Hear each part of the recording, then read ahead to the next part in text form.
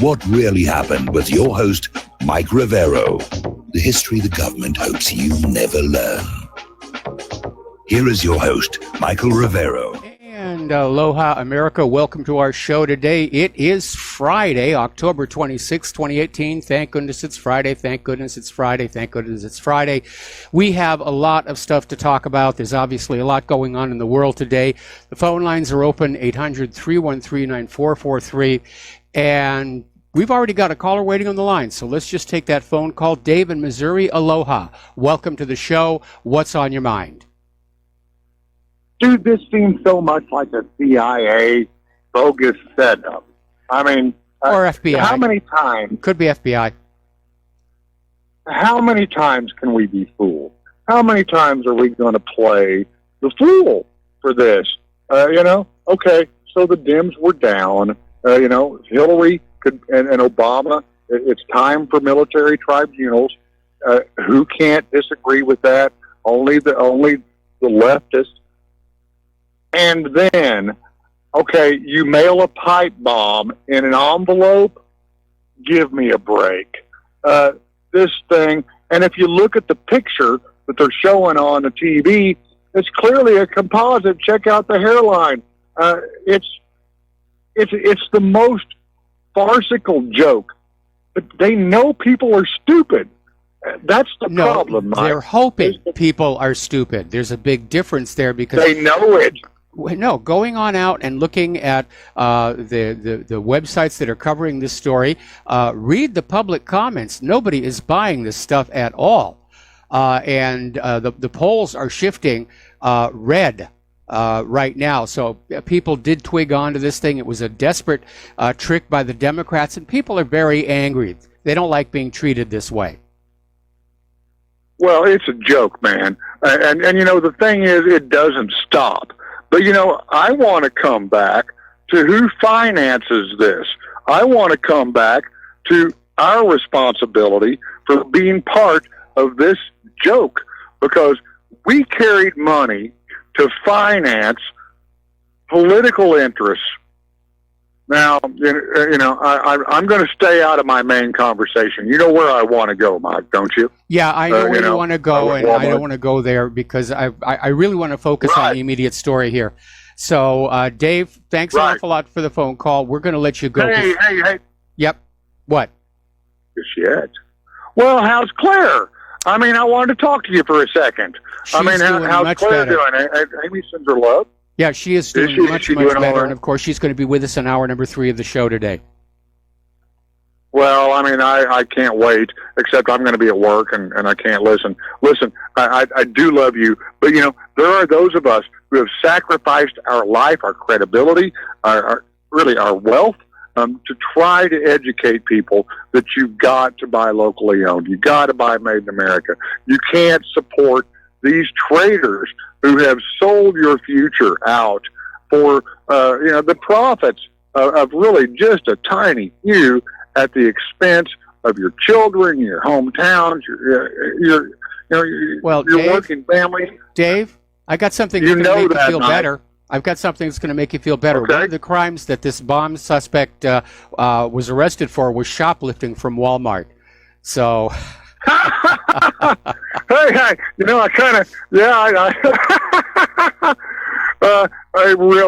is a patsy.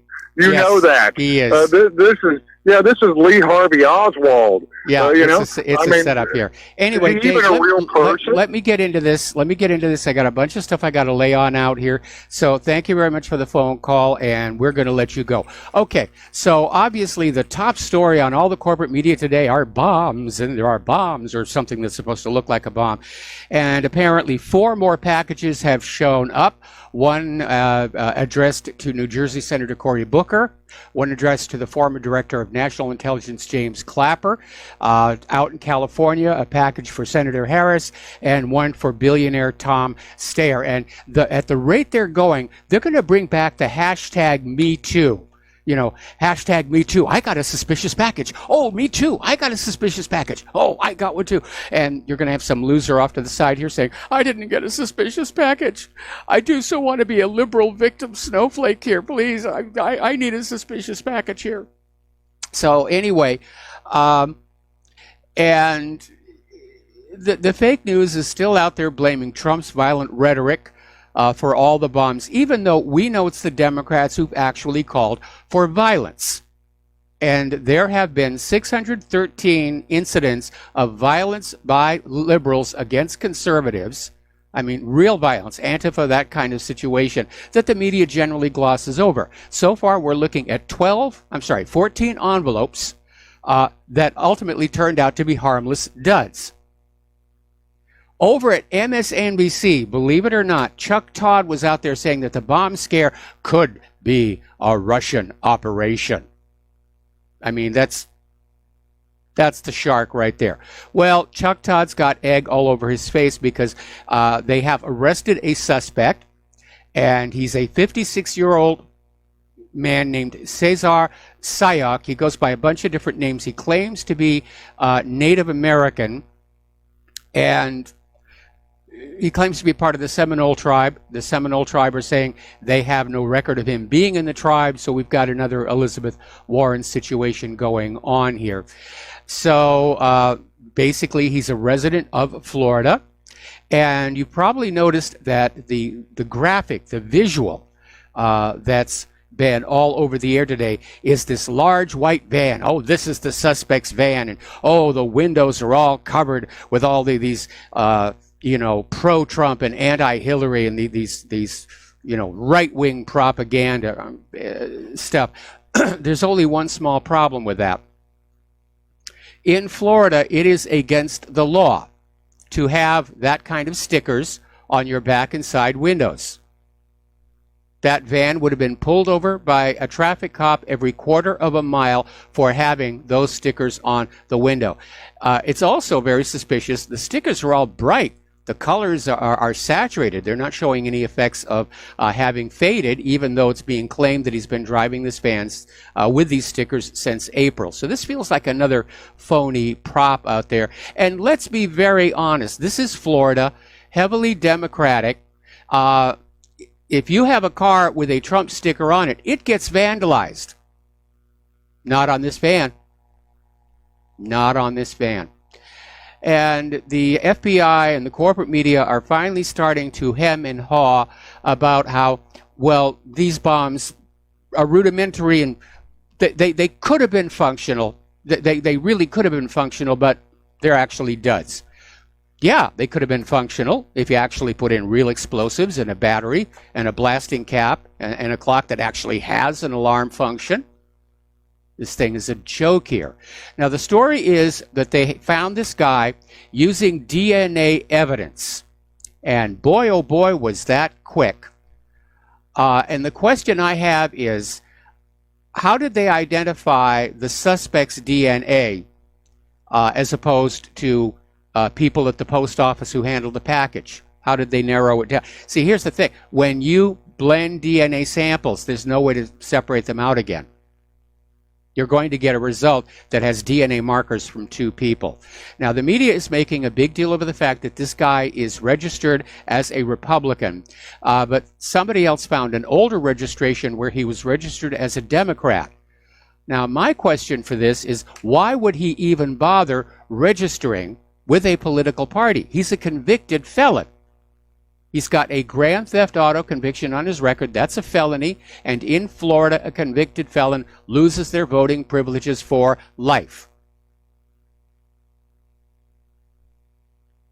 So this guy has fake written all over him. He's been through a bankruptcy. He's perfect for recruitment.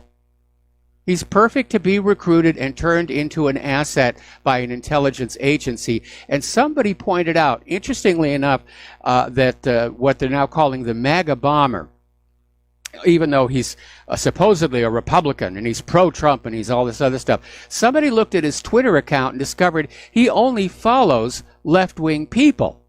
Of the 32 people Sayoc follows on Twitter, none are Republicans or conservatives. He doesn't even follow Donald Trump. Sayoc follows people like Lena Dunham, Jimmy Kimmel, Barack Obama, Taylor Swift, John Oliver, Ellen DeGeneres, and Seth Meyers. And some of the people who follow SEAC are Democrats with the blue wave emojis in this profile. This reeks of a setup. Now, CBS News is out there actually trying to blame Russian bots for creating the political environment ahead of the pipe bombs. And meanwhile, another candidate for Congress in New Jersey's 11th Congressional District, Assemblyman Jay Weber, Republican, has had a death threat delivered against him and his 7 children. That one didn't make the corporate media. All right, let's take some phone calls because the phone lines are definitely loaded up. So Jim in Chicago, aloha, welcome to the show. What's on your mind? Michael, real quick, the Democrats have overplayed their hand, and I'm not a Democrat or a Republican. They overplayed their hand when it came to Kavanaugh. They overplayed their hand when it came to the caravan in Central America. Yep. And now this incident, they have overplayed their hand. And I think a lot of people are going to say, wait a second now, can we really have a party that does these things to be in charge, or at least half the Congress will be Democrat? That's what they're thinking and hoping. And I'm not even quite sure about that. Originally, I did think that the Democrats would take the House, but right now, I don't know if they're going to take it or not.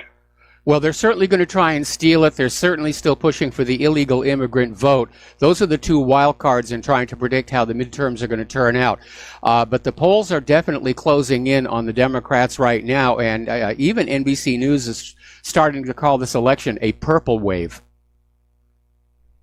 Right, I would agree with that. So, Michael, that's it. You have a nice weekend. All right, thanks an awful lot. We're going to switch over to Keith in Montana. Aloha, Keith. Welcome to the show. What's on your mind? All right, am I on? There we You're go. on the air. Hey, Mike, I just want to... okay, sounds good. Hey, you posted an article on your site there, and I think Claire did the notes on it there, but it was on the taxpayers held liable after the officers caught on video forcing kids to fight in a child fight club in this detention center. Yes. Okay. That isn't just in that area. Florida ran a story on that, the Miami Herald there, where the same fight clubs were encouraging male-on-male rape, homosexual rapes. And, of course, when asked about all this, it was to turn the boys into hardened criminals. And then if you do a search here, and I sent you back an email on this, where it's in New Jersey, El Paso, and it's all being ran by the sheriff's offices to turn these people into hardened criminals, these young boys, so that they become wards of the state and for the privatized prison system. Yes. Or and this is how...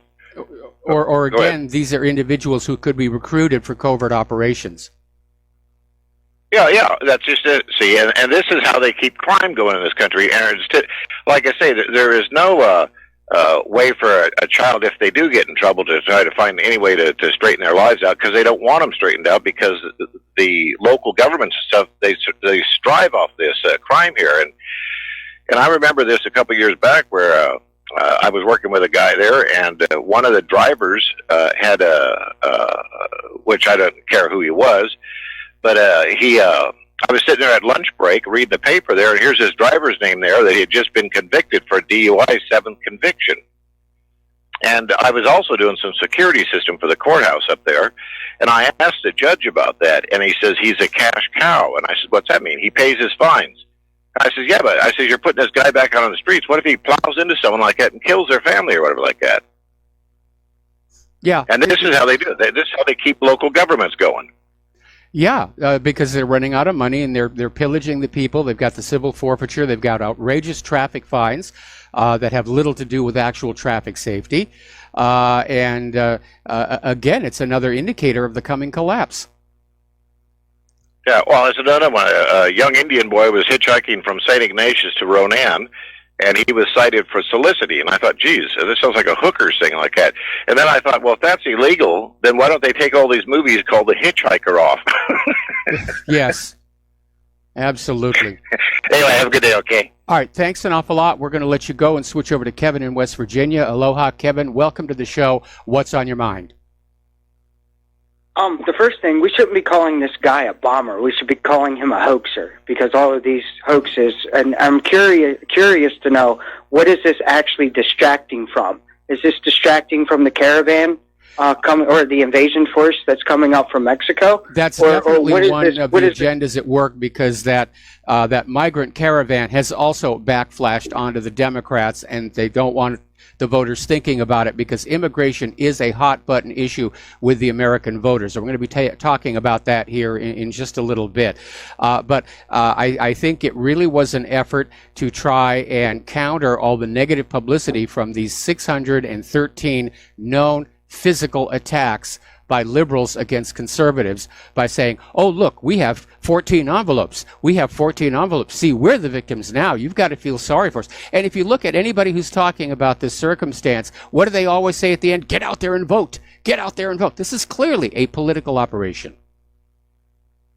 Yeah, totally agree with that. Absolutely. And the other thing that I'm thinking about, too, that this was a Hail Mary pass to get people to out and vote, but is this also to desensitize people for when actually a real bomb comes through?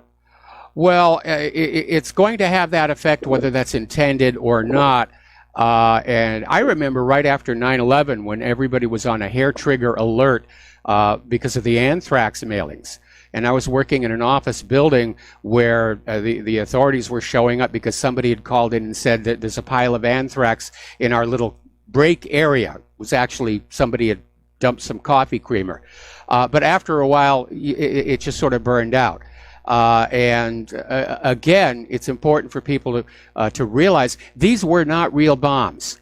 This is a pure propaganda, public relations stunt, a Hail Mary, desperation on the cusp of madness stunt by the Democrats to basically maintain a chance at the midterms. But it's backfiring. That other caller was right. The Democrats keep overplaying their hands. They overplayed Kavanaugh. That made them look bad. They overplayed the migrant caravan. That made them look bad. Now they've overplayed this.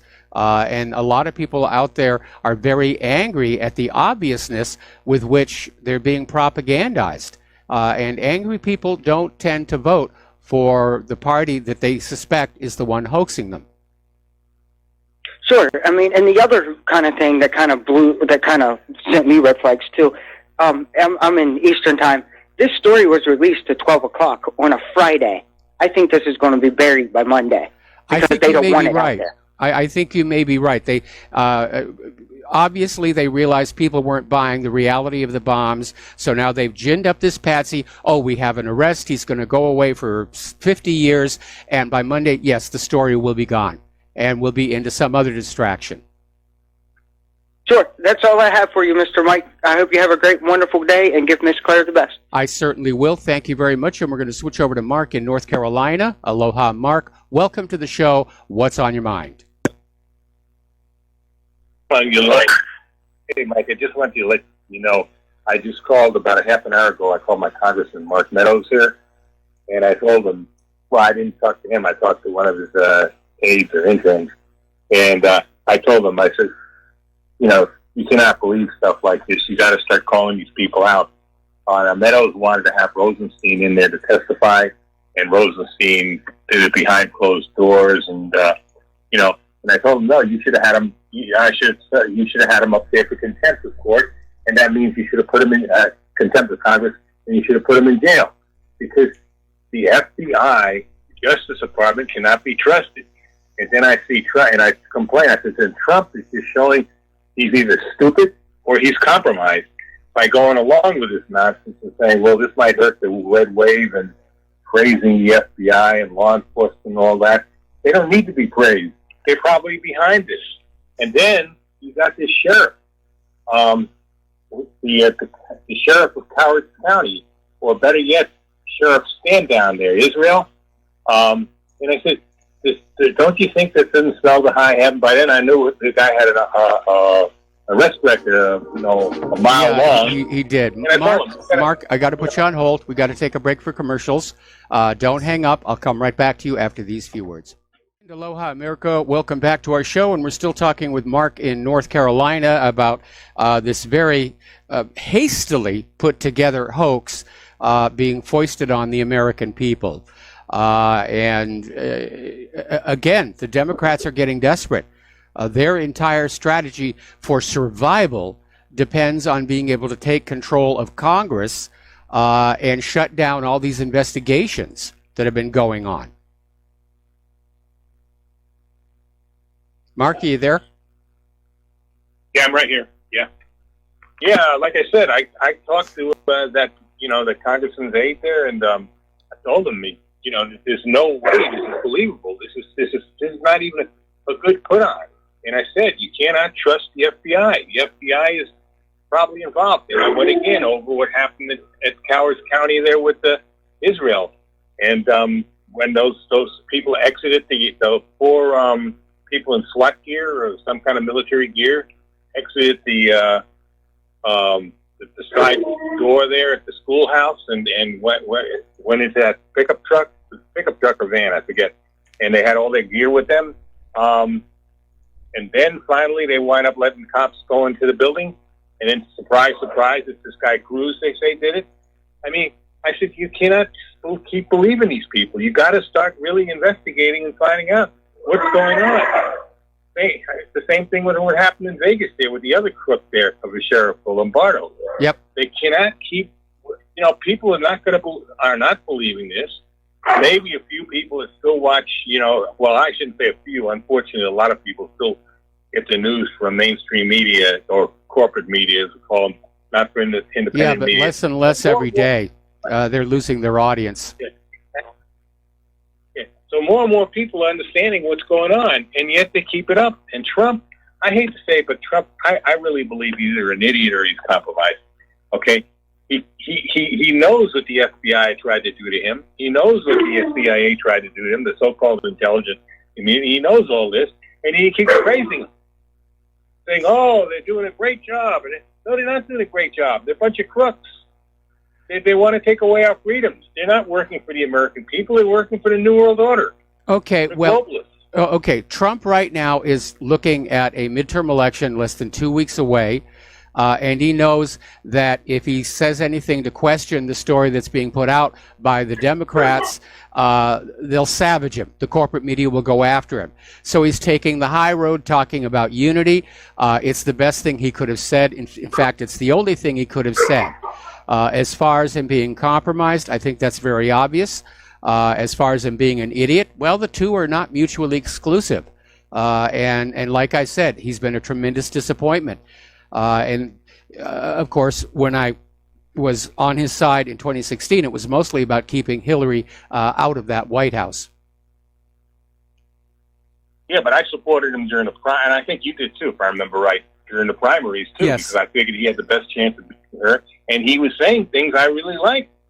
I mean, anti-globalist statements, and including that we wouldn't interfere in other people's business militarily and all that. I really believe. Well, I partly believe. I wanted to believe. Yeah, we all wanted to believe him here, but the reason I backed him during the primaries was that he did appear to be a genuine outsider. Everybody else in that GOP primary lineup, they were career politicians. They're all compromised. They're all corrupt. And I really did want to see somebody from outside get in. But Trump has been corralled. He's been muzzled. And he is a disappointment, definitely. Okay? All right, well, that's pretty much all I wanted to say. But Pete, just one other thing. Call your congressman, folks. Call your senators. Tell them you don't believe this garbage. Let's start getting let's start putting these people on notice. Okay, that's pretty much all I want to say, Mike. Okay, I would add to that. Call your local network affiliate TV stations, call your local newspapers. They all have comment lines, and just call on in and say, I'm not buying any of this. This is all a gigantic hoax to help the Democrats. And let's let them know that we know it's just another phony manufactured story. Okay, Mark, we're going to let you go here, and we're going to start with Frank in London. Frank, I'm probably going to have to take you through the next commercial break. What is on your mind? Hi, Mike. For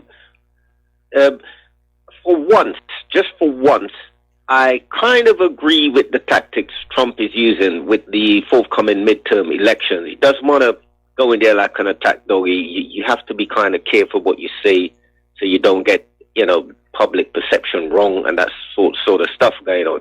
So I kind of agree with that. The only thing I disagree with, when he comes out making these stupid remarks that this guy is a good guy and that guy's a good, it's an insult to the public's intelligence, right? Yes. But, however, you have to be mindful that there is a midterm coming, and the Democrats, they're in real trouble, and he doesn't want to do anything to help them. So for once, I agree with Trump. Yes. I feel we're going to see something very, very different after the elections. Well, again, the wild cards are the election rigging, those electronic machines, and how many illegal immigrants will be allowed to vote. Okay, Frank, stay on the line. We're going to put you on hold, and we'll come right back to you after these few words. And aloha, America. Welcome back to our show. We're talking with Frank in London, and we're talking about obviously from now until the midterms, both political parties and every candidate, they're totally focused on that. And that's all they're going to be thinking about for the next few days. Let's see, it's about, well, it's a little less than 2 weeks, a little more than 1 week. So, Frank, anything else? Yeah. Also, I'm fed up with people calling the people coming up from is it Guatemala and Central America and South America a caravan. No, it's not a caravan. That's a horde. Yes. That is a horde. That's not a caravan. That's hordes and hordes of invaders. Yes. And, and I know what's going to happen.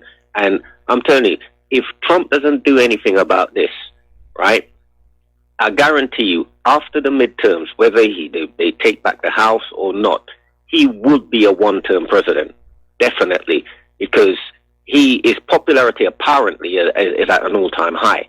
And this is a time he should press home, and you don't worry about in terms of that invasion. He just cannot allow that, because in terms of the Democrats, he doesn't have to worry about it, because they seem to be doing a pretty good job destroying themselves.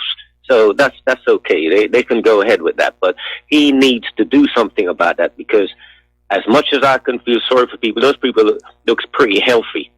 If as you can see the other day, some of them look quite overweight. So yes, this is just a political hit, and he needs to be very, very decisive with what he's going to do. So I hope they have some plan in place, or else I'm telling you, he'll be gone come 2020. I absolutely agree. I absolutely agree. And we have the Democrats are out there openly basically treating all these people as future Democratic voters, which tells us the Democratic Party, and for that matter, the federal government as a whole, they've gone outlaw. They're not playing by the rules.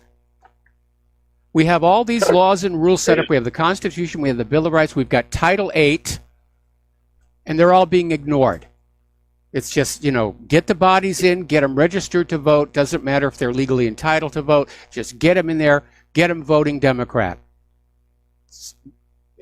Remember when Rome fell? It was because they got invaded from outside by the barbarian hordes that swooped down from the north, and they sacked Rome. That's what's going to happen here. Well, that's exactly what's happening. Yep.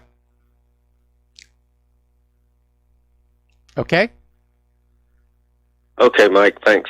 All right. We're going to let you go. The phone lines are now open again. So, all of this stuff about these very obviously phony bombs, it's backflashing on the Democrats. That first caller was right. The Democrats keep overplaying their hands. They keep acting as if they're absolutely convinced that anybody who is not a liberal is an idiot. And they're about to find out, no, actually, some of us are quite intelligent and educated and aware, and we think. So one of the things that this bomb situation may have been to distract from were the hearings that were to take place this week with Trey Gowdy and Bob Goodlatte, but apparently they have been postponed yet again. So we'll see what's going to happen on that. But yeah, at this point, it may have also been intended to distract from the barbarian hordes that are coming up from the south. because that has worked against the Democrats. Immigration is a hot issue for the American voters, and the Democrats are realizing they need to get the American people's minds onto something else. Or the American people are going to go into those voting booths and they're going to say, I want to vote for a closed border.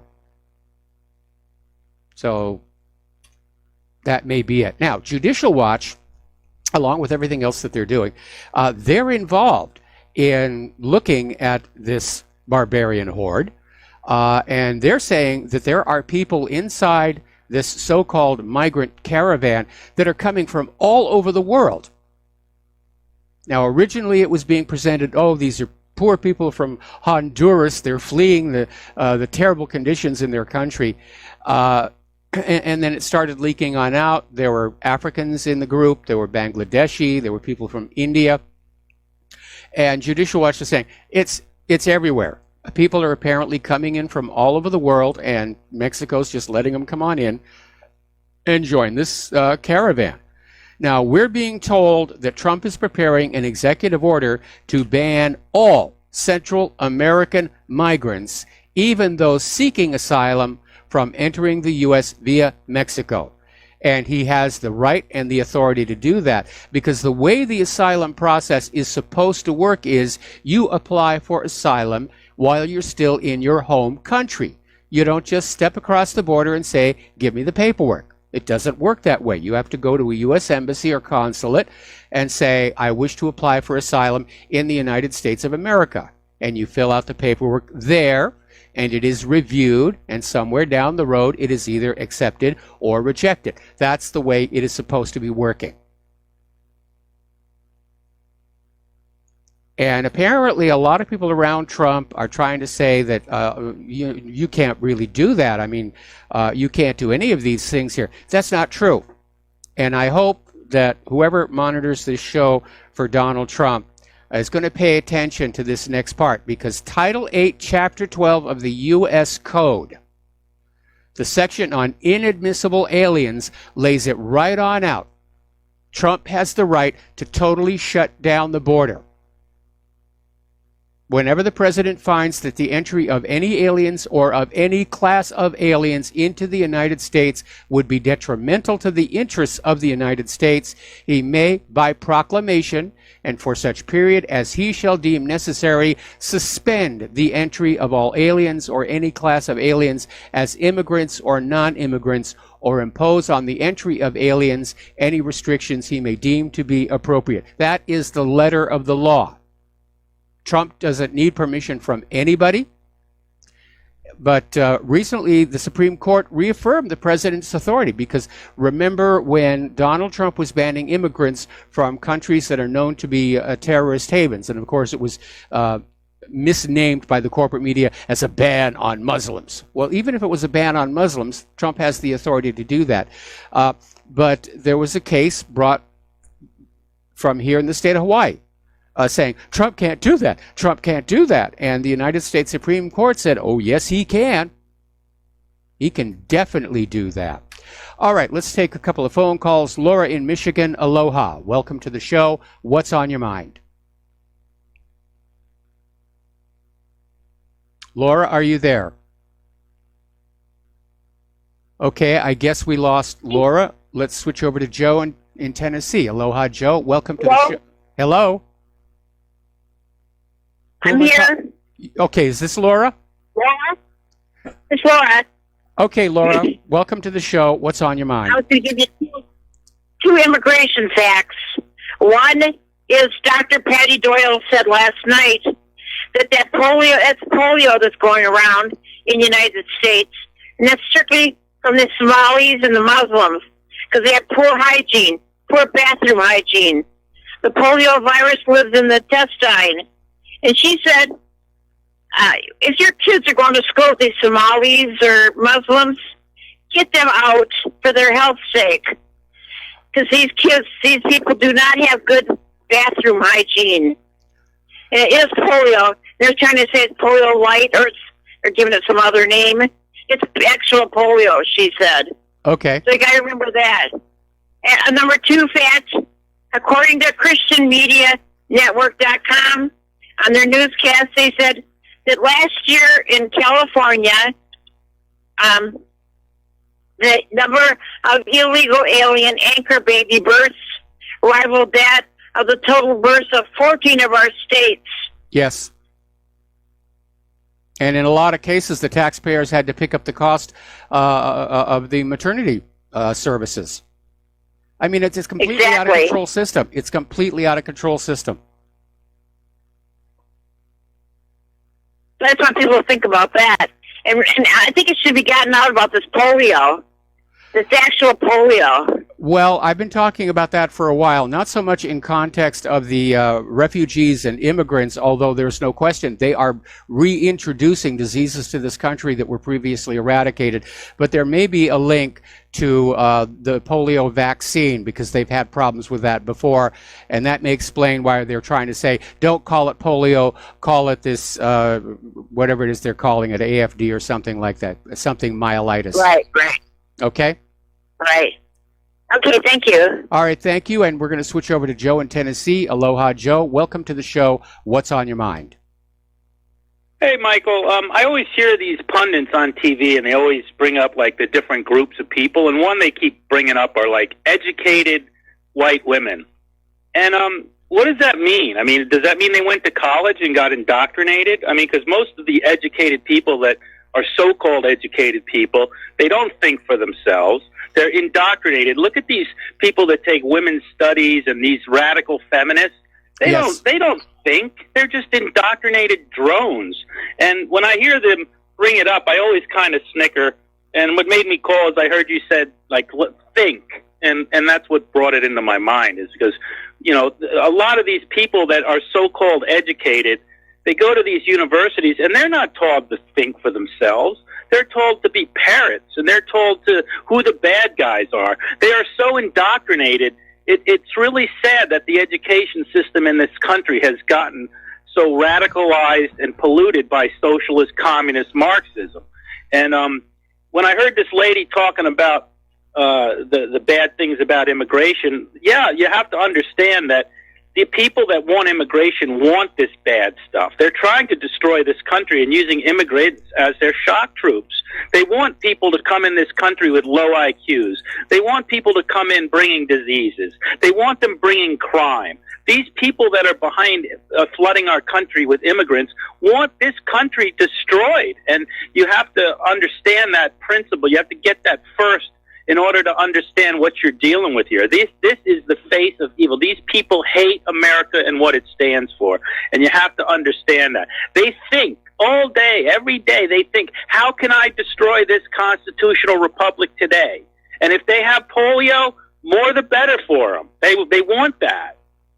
Anyway, I'm sorry I'm passionate about it, but it really bothers me. And I heard a guy the other day talking about how you really can't bring people with low IQs into a civilized society because they're going to bring their third world country problems with their low IQs. They're just not developed. Their minds don't think right for a civilized, first world well, I country. don't think they don't bring that with them. I don't think it's so much an issue of IQ as it's a question of the culture that they've spent their entire life in. And if it's a culture of violence and conflict, that's what they're going to bring with them. The liberals are absolutely convinced that they can take all these gangbangers from Central and South America and that they'll magically transform into very nice people the instant they step across the border. And that has certainly not been our experience. Well, I was in Somalia. She brought up Somalia. I was in Somalia 30 years ago, and it was a nightmare then. And that's before all the wars and the warlords and anything else. And the people there, you're bringing them into this country. You're settling them in Maine and Minnesota, and there's going to be nothing but problems from those people for 100,000 years. They have a totally different religion. They have very low IQs. They're just going to become more and more in their tribal group, and they're going to be nothing but trouble. And I do think IQ is something that should be looked at as far as immigration. I mean, if you look at the people that come here and assimilate well, they're the Asians, they're the Europeans, and those people generally have higher IQ levels. And then you look at the people who come here and don't assimilate well and create crimes. they usually do come from places where the average IQ is below 85. And I'm sorry, it's an unpopular thing and it's a politically incorrect thing to bring up. But usually, statistically, it will follow that no, fact. I understand that different ethnic groups do have different average IQs, and it's a political hot button. And I got caught up in that controversy many years ago when I was still a member of Mensa, because we were under attack as an organization by the liberals back then, saying that everybody's IQ should be assumed to be equal, and to have an organization where you have to take an IQ test to join, that's elitist and that's exclusionary. And so even all the way back then, we were dealing with this nonsense. Well, it's a shame because people that have high IQ, and I'm not one that has that. I'm not Mensa, but I respect people that are very smart because I understand that their intelligence usually brings prosperity to the people around them, and that and hard work you're unstoppable when you combine a real high intelligence with a high level of energy. I've seen that in a lot of people I've worked with and said, wow, and I've watched them really go places. But anyway, I'd like to leave it at that and wish you a happy Friday and a good weekend to you. All right. Well, thank you very much for the phone call. We're going to let you go here.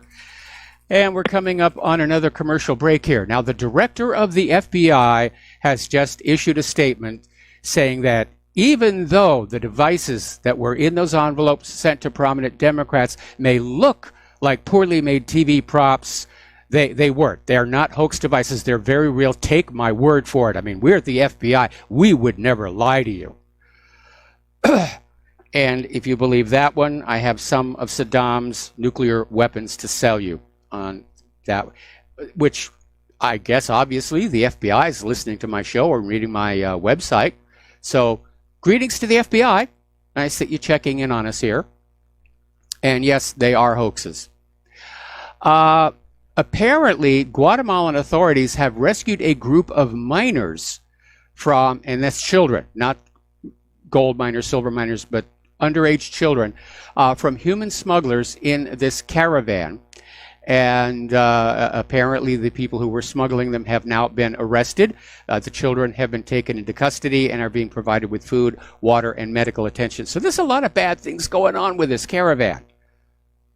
And yet the Democrats are just out there saying, yes, they should just be allowed to come across the border without restriction here.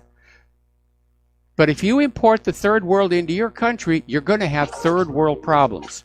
We're going to take a break for commercials. We'll be right back.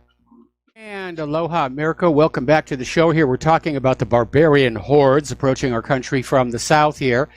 And, of course, the Democrats are already criticizing Donald Trump for this, we expect almost immediately, an executive order shutting down the border, which Donald Trump has the authority to do under Title VIII. And so you've got Democrats like Senator Ben Cardin of Maryland was on CNN today saying, well, no, we should be helping them into the United States here. We should be bringing in all these rapists and muggers and child traffickers and contagious people and just expedite the process, and get them voter registration cards. So that's what it's really all about. And this whole idea of open borders, it's never existed before in history. Since humans began to evolve into social groups, there's always been a border. The outside edge of the village, the outside edge of the kingdom, the outside edge of the empire, and they were guarded for very good reason. This open borders idea is a liberal fantasy, and look at how much trouble it's caused in Europe. Look at how much trouble it's getting ready to cause here. So I understand Latin America has got a lot of problems, but you know something? So does this country. We can't stand up and claim that we're somehow immune from all of the corruption and crime and that's going on. We've got massive homelessness in this country, hunger. We have no business taking in people from other countries until we take care of our own. So the caravan is on its way. And again, if you import the third world into your country, you import third world problems with it. Okay.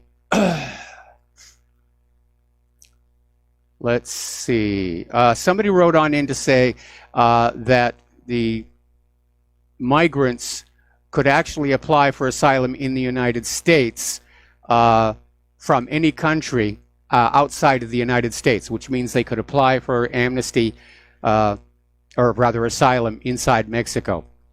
But there's like 15,000 of them right now. The Democrats are desperate. And I'll tell you this, if that barbarian horde does break through the fence, there are going to be buses waiting for them. There are going to be buses waiting to take these people up to the just slightly red voting districts to turn them blue. And while they're being driven up there, they're going to be registered to vote. Because nobody checks citizenship status for voting anymore since 2016. All right, so let's turn over to the conflict zones. There's a lot going on over there. Over in Syria, the Russians are making a big stink over the fact that 13 unmanned aerial vehicles attacked Russia's Hmeimim air base in Syria. And they were being controlled by a U.S. Poseidon 8 reconnaissance plane. Now, this apparently happened quite a while ago, but Russia basically brought this up at a plenary session of the Beijing Xinjiang Forum just a couple of days ago. Yesterday, in fact. All right, we're going to take a break for station identification. More about this when we come back. And aloha, America. Welcome back to the show here. And we're talking about how Russia is making a big stink over an incident that happened earlier this year, where apparently 13 unmanned aerial vehicles attacked Russia's Hmeimim air base in Syria. Now, Russian Deputy Defense Minister Colonel General Alexander Fomin was speaking at this plenary session of the Beijing Xinjiang Forum on Security yesterday, and basically said that all of these UAVs were being controlled by a United States Poseidon 8 reconnaissance plane, which means that in addition to reconnaissance, it's got a drone control station there, maybe more than one. But Russia is saying that these 13 UAVs moved according to common combat battle deployment. They think they were operated by a single crew. In any event, 7 of the UAVs were downed, and the remaining 6 were basically electronically hijacked and taken control of. But this is a various situation when you have U.S. military forces directly engaging with Russian forces. And I can understand why Russia wants to make this public, because it reminds us who the aggressor is in all of this. Story coming on out of Sputnik News, the neocons are pulling Trump strings to get rid of Reagan's intermediate range nuclear force treaty. And this is coming out of Paul Craig Roberts, basically responding to Trump's intention to quit this treaty. And the ramifications are it's going to kick off a whole new arms race. Guess who gets to pay for all of that? It leads to more nuclear proliferation. It increases the possibility there'll be an accident.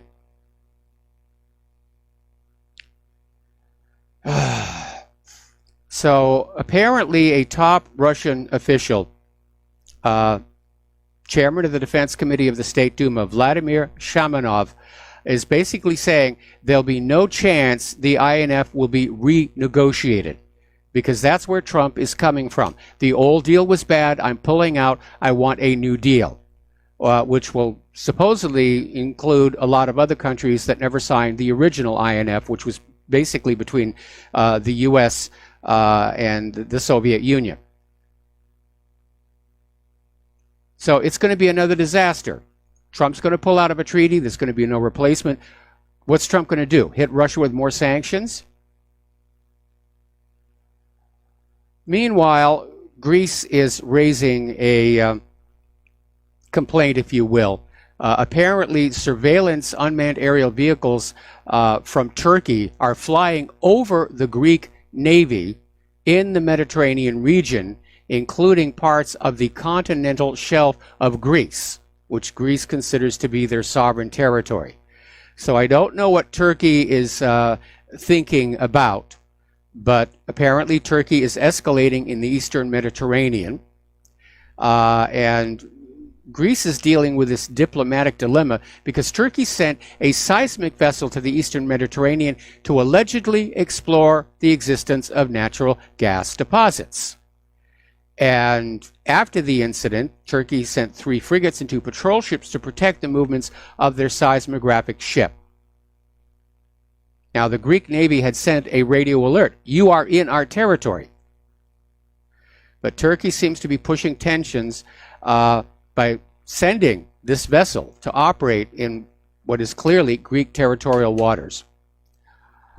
Down in Israel, Israel is out there bombing Gaza again. 8 Hamas targets were struck. There was another rocket supposedly launched from Gaza that Iron Dome failed to intercept, and it hit a dirt patch. We've seen this pattern repeating over and over and over again.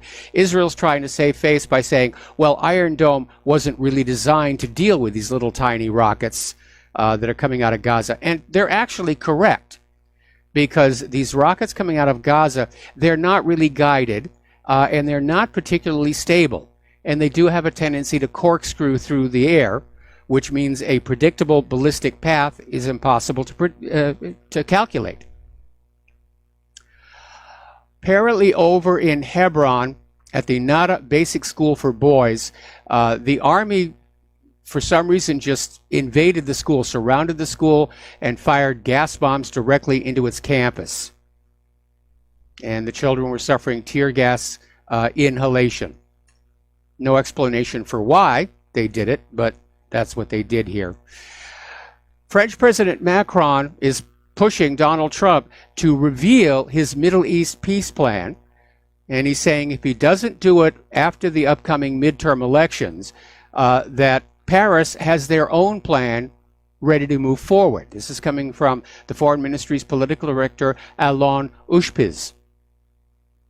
Now, so far, we don't know a whole heck of a lot about what Trump has inside this deal of the century, as he likes to call it, other than that it involves the Palestinians surrendering their right of return, which I don't think they're ever going to do. Their homes were stolen from them. They want them back. The United Nations promised they could have them back. Israel promised they could have them back. We're going to do a shout out now to our on-air affiliates who are just now rejoining our network here. Meanwhile, Deputy Foreign Minister Tzipi Horovali, in an interview with Arutz Shiva, basically says that we've made it clear to the United States we will not uproot the settlements. Now, apparently, Donald Trump has been saying that maybe something that Israel could do toward peace is to start pulling back on all these illegal settlements in the West Bank. And the settlements are illegal. They're illegal under international law. But Israel's attitude is, we're above the law, and we're not giving it back. We're not giving 1 inch of our land to the Arabs who used to live here. Okay, we're going to take a phone call. Art off the grid, aloha. Welcome to the show. What's on your mind? Hey, Mike. Yeah, I could go. I could get into the whole caravan thing, but I want to focus on this bomb thing, which is obvious. This whole bomb thing is designed to be a distraction away from the caravan. But what I find interesting about this is we now have CNN, MSNBC, and all of these others. It appears that they're trying to put the blame on Trump. Yes. As if like this, if you want to believe this guy down in Florida is behind all of this, as if Trump somehow inspired him to do this. And I'm sorry, but that van, that is a ploy, that is a fraud, that is a fake, that is a set up if ever was. What I find really interesting is we have people like Mayor Bill de Blasio, quote, all public officials of all partisan affiliation don't encourage violence, don't encourage hatred, don't encourage attacks on media. and calling, we need to tone this rhetoric down. And wait a minute, wasn't it Maxine Waters? Yes. Kat Carlson and others Loretta calling Lynch, for Eric Holder, they were all doing that. Get in the face of the conservatives. Just and it all confront them in began with public. Barack Obama back there in the campaign. And you've got Now Antifa they is wanna out there, tone down the rhetoric. and you have Antifa is out there committing acts of violence, and the corporate media gives them a pass. The bias is very obvious here. 613 documented cases of violence by the left against the right. The media barely shrugs. 12 envelopes with phony bombs inside there. Sorry, FBI. And it's the big story. There's still, it's all that's running on Fox News right now. Yeah, but it's all the Republicans' fault. And don't get me wrong, I am not a Trump fan. I can give you 12 excuses why Trump is a piece of garbage in my view. But at the same time, I'm not going to blame him for what's going on, because when you have, like we pointed out, when you have people like Maxine Waters and all of these others calling, get in their face, going all the way back to Barack Obama during the campaign, when I need you to get in their faces, and Kat Carlson, don't give them a moment of rest, and all of this kind of garbage. When you call on people to become aggressive and violent, don't be surprised when the aggression and the violence is turned towards you. Absolutely. And it's very obvious that they're trying to, turn this around and project onto the GOP their own behavior. And it's so heavy-handed and obvious, I can't imagine anybody falling for it. And all of a sudden saying, "Oh, the Democrats are the victims and the Republicans are the violent bad people." We've had too many of these stories of violence against conservatives. That's not going to go away. They're not just going to forget that. No, they're not. And this whole caravan thing, just to touch on this real quick, I heard reports, I don't know exactly how much of this is true, but I've heard reports that there have been 800 or so National Guard authorized to be down there. Do they honestly think, looking at the way that this so-called caravan just brutally pushed their way through the Mexican police, do they honestly think 800 U.S. soldiers with orders to not engage are going to stop a horde of as much as possibly 14,000 or more crazed, paid, and bought South Americans? Well, let's back up here a second. Let's back up here a second. It is the National Guard that Mattis ordered to be unarmed and not to interact with the migrants. I don't know about the 800 Army, what their specific orders are. But again, this is a watershed moment for Donald Trump. If those barbarian hordes get through the fence, it will be seen as a failure of his promise to secure our borders, and it will make him a one-term president. And maybe he's not really serious about running in 2020, and he really couldn't care. But Americans are counting on him to secure that border.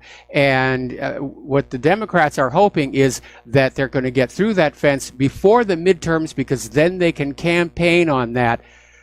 Because immigration is a big issue for the American voters. And if they can portray Trump as having failed to secure our borders, that could definitely have an effect on the midterm elections.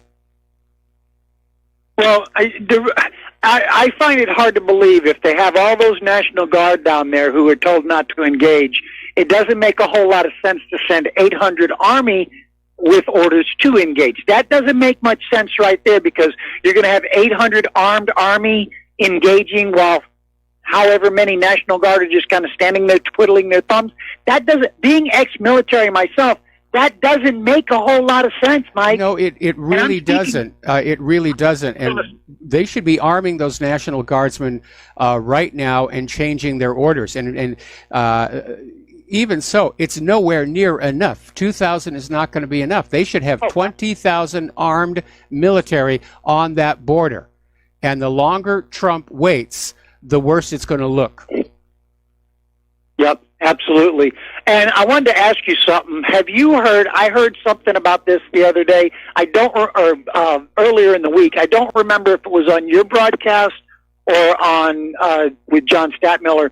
There was a lady called in, had mentioned something about some of the state militias. Have you heard anything about that? Because there was a lady who called on in and said something called the constitutional state militias had been called up and were heading south. And I said, if true, it strikes me as a really bad idea because now you're talking in a situation that could get clearly out of control. And while I want that border closed and those migrants turned back, we can't afford to have any of them seriously hurt or killed again because the Democrats will seize on that. So tear gas, LRADs, the area denial system, things like that. To basically push them back. There's plenty of non-lethal tactics can be used. I was just wondering because I've not been able to verify any of the constitutional militia rumor, and as far as I'm concerned, right now it's a rumor until we hear of something more definite. Anyway, thanks, Mike, and appreciate everything you do. All right, thanks an awful lot. We're going to let you go. Getting on back to the international news. Up in Germany, Israel has been putting a lot of pressure on the German government to outlaw the boycott, divestment, and sanctions movement. And the head of the Bundestag has announced that Germany will oppose BDS, but they refuse to outlaw it. And basically going on back to their own laws regarding freedom of speech and protest, which is really what it comes on down to. And of course, Israel's going back to the old canard that BDS is just anti-Semitism and therefore it's perfectly justified in shutting it down. No, it isn't. BDS is about Israel's behavior. And claiming that all criticism of Israel is based on anti-Semitism is like saying that the only reason people ever complained about the Nazis is they hate the German people. I mean, that is how absurd it is on the face of it here.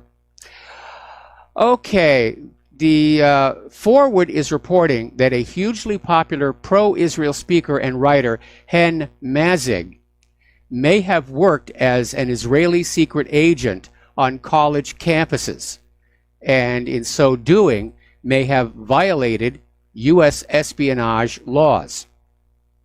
So here a spy, there a spy, everywhere a spy. Remember in the weeks before 9/11?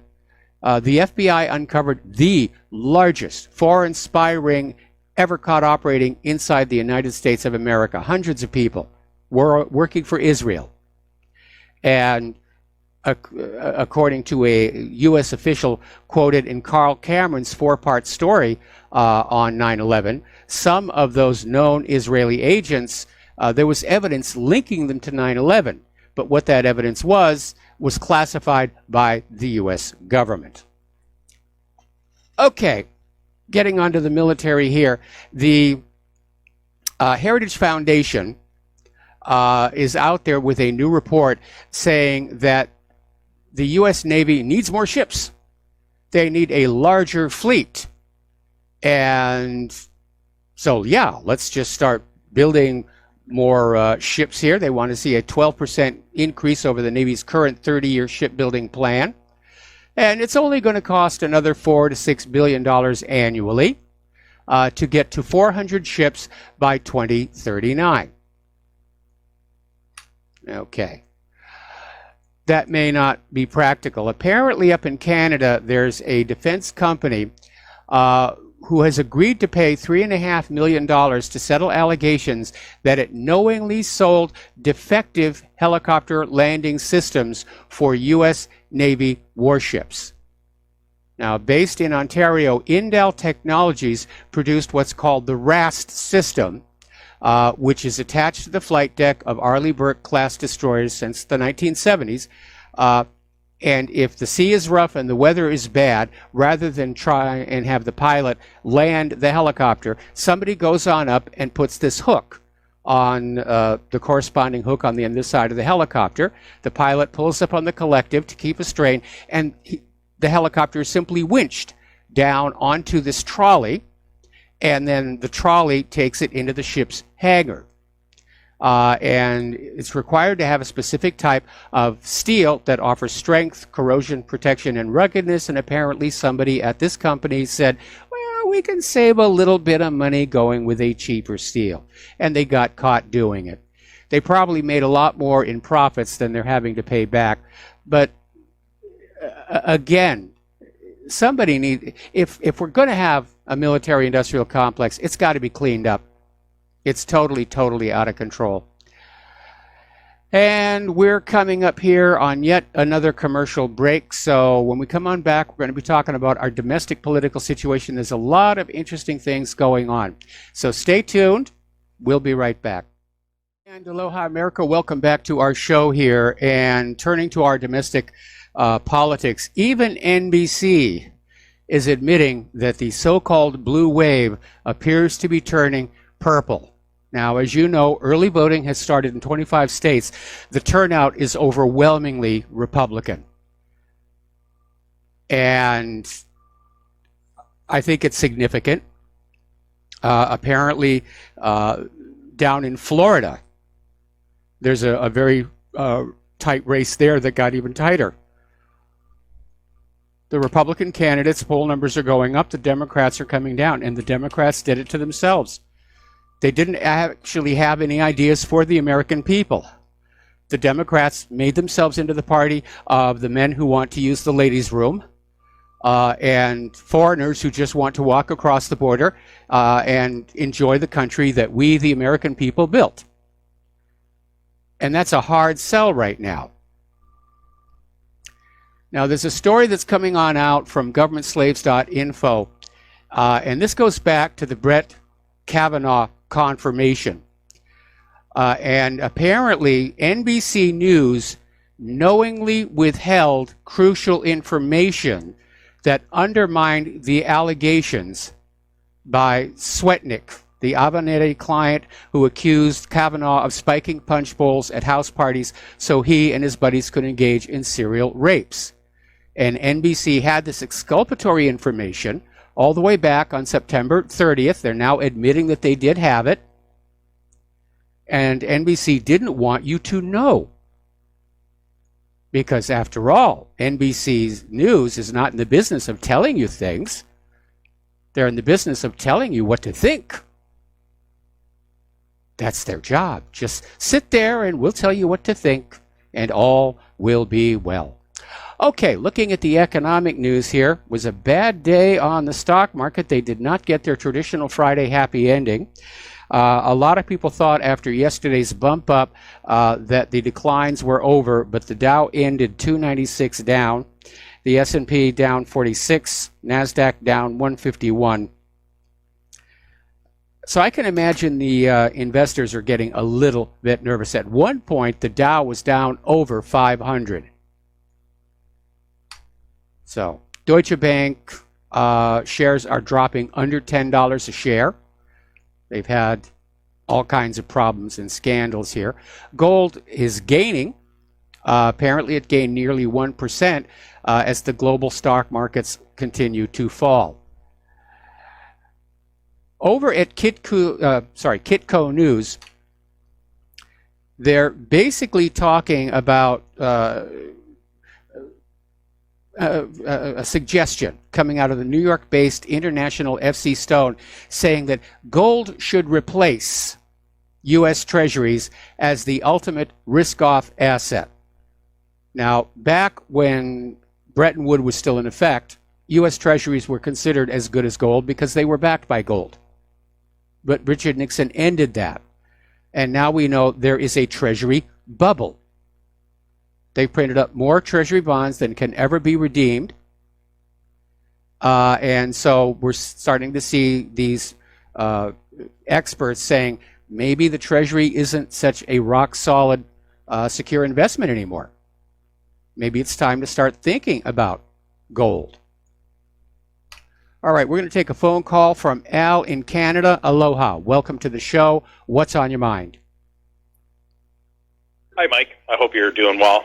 I hate to backtrack, but I was just banned again from CBC. They were talking about, this pipe bomb thing, and someone posted something about how pristine the van looks and all that jazz. And so I was commenting on it. Yeah, that's how false flags work. These things end up looking like props. They're all new. And there was a few people that were basically not buying it and whatnot. And then, I went to post something else and I hit, enter and do, you have to log in to post a comment. Yes. So, you know what, Mike? You said earlier something about, call your this person and that person, your MP or your congressman or, it depends on what country you're in. Or, post on social media or on news websites. Yeah, you know what, Mike? If they don't like what you have to say, they'll just ban you, right? Yep. So, what's the point? goal here is to shatter their confidence. The only reason the Democrats keep doing these things over and over again is they think they're getting away with it. They think people aren't seeing it. And if we make a huge noise, we can shake their confidence. And that would be a major victory for our side, where they're going to be sitting there saying, wow, we can't do these kind of things anymore, because they're just not believing it. Right now, apparently, they're still convinced that the vast majority of people are believing this. But going on back to that statement just made by the director of the FBI that, yes, the bombs do look like TV props, but trust us, they're real. Yeah, they're starting to realize that they're not able to keep these lies going any longer. Anyway, Al, got to take another break for commercials, and we'll be right back. And aloha, America. Welcome back to our show here, and I'm looking at the Fox News feed, and they're citing a poll saying that roughly 2/3 of the voters say that Donald Trump himself is a major factor in the upcoming midterms, and they're linking it to this migrant caravan, or as I like to call them, the barbarian horde. And so this reinforces what I've said. If Trump fails to stop these people at the border, he'll lose the midterms, because they're inextricably linked. All righty, getting on back to the economic news here. Apparently out in California, the middle class is not just in decline, they're disappearing. The ultra rich are very rich up there in Silicon Valley, and underneath them you have basically these workers, many of whom have jobs and still are living in their cars or having to sleep in shelters. It's like a modern feudal system of robber barons and the poor. And there's a video that we linked to the front page of whatreallyhappened.com. It's titled "Shocking Video Shows the Third World Conditions in Los Angeles, Homeless Everywhere." And what makes this video interesting is it starts off with some clips by Democratic candidates saying that things are wonderful in California because of the progressive policies that we are implementing. California is doing great, not despite progressivism, but because of it. And then they, of course, cut to this car driving around Los Angeles, looking at street after street after street after street filled with tents and make-do shelters. And yeah, the conditions we're seeing there are in fact linked to the progressive policies, because if you look at every democratically controlled city across the United States, they are all in trouble. The people are being taxed into poverty. The infrastructure is basically crumbling. The rich are getting very rich, and everybody else is kind of left behind. So, all right, over in Asia, there is a popular restaurant chain called Haidilao International, and they have just partnered with Japan's Panasonic Corporation to open what they say will be the world's first restaurant with a fully automated staff. Okay, robots will take the orders, they'll actually prepare and deliver the meals to the tables. Now, for the tech geeks in us, we're going to say, wow, that's pretty cool. I'd like to see that. But who is going to eat at that restaurant if everybody has gone to robots and nobody has a job? We're seeing that already here in the United States of America. Jobs were offshored. People were put out of work. They can't go to the malls. They can't buy things. Iconic retailers are going out of business, and nobody seems able to open up their eyes and realize the underlying problem. Ordinary Americans are not in a position to trade their labor for decent wages and salaries so that they can power that economy. Prior to the 2008 mortgage-backed security meltdown, consumer spending was 60% of the U.S. economy. Now, of course, the U.S. economy is being shifted and geared for war. We're going to do war. Story out of antiwar.com. Apparently over in Virginia, there's a big stink because apparently there are taxpayer subsidies for Israeli business ventures. And there was a poll taken by the Virginia Coalition for Human Rights and administered by Google Surveys. And what they're basically finding out is that the Virginians are very unhappy that their tax dollars staff a taxpayer-funded state government office to exclusively promote Israeli business projects. And the office is called the Virginia Israel Advisory Board, and it goes all the way back to 1996. So, a little bit of good news, especially for you musicians. Gibson Guitars is going to successfully emerge from bankruptcy. So there's an iconic brand that is, at least for the moment, going to be surviving. And that is a little bit of good news. Meanwhile, Tony Blair is resisting calls to end his multi-million-dollar deal with Saudi Arabia despite the killing of Jamal Khashoggi and the fact that it may have been authorized by Crown Prince Mohammed bin Salman. But, you know, money is money and so forth and so on. Over in Germany, one of their newspapers, Die Welt, has blown the lid off of this Khashoggi situation and revealed that he wasn't just a reporter. That was his cover. He was a high-level operative for the Saudi intelligence service. And of course, as has been pointed out by many people who call into the show, nephew of Adnan Khashoggi, who was this shady Arab arms dealer, was up to his neck in the Iran-Contra scandal. And apparently Khashoggi was also a member of the Muslim Brotherhood. And their agenda in Saudi Arabia is to replace the Saudi ruling family with a modern Islamist state. So much for whining in the corporate media about freedom of the press and protection of the rights of journalists. Now, if Khashoggi was in fact a high-level operative in Saudi intelligence at one time, I can't imagine he still was, then he would have been privy to Saudi Arabia's involvement in 9/11. And the evidence seems to indicate that they were being used as paymasters, as cutouts, so that the U.S. and Israel could keep their hands clean. And somebody may have thought that he might be ready to go public with that in order to damage the royal family here. Over in Great Britain, as you know, the Remainers have been pushing for a second referendum. They're calling it the People's Vote, forgetting, of course, that the people did vote in that first referendum, and they voted to leave the European Union. But the Remainers are out there saying, no, we've got to have a people's vote. We've got to have another one here, and we promise we'll cheat twice as hard on this one as we did last time. But there's an online government petition against this second referendum, and tens of thousands of people have signed this thing in just a few days. They don't want another referendum. They don't want a people's vote. They want the British government to respect the will of the British people and get them the heck out of the European Union. Over in Italy, police have arrested 3 migrant men, 2 Senegalese and 1 Nigerian, for the alleged drugging, rape, and murder of 16-year-old Desiree Mariottini. And there's a fourth suspect who remains at large. And they're accused of having drugged this 16-year-old to the point of unconsciousness and then raped her.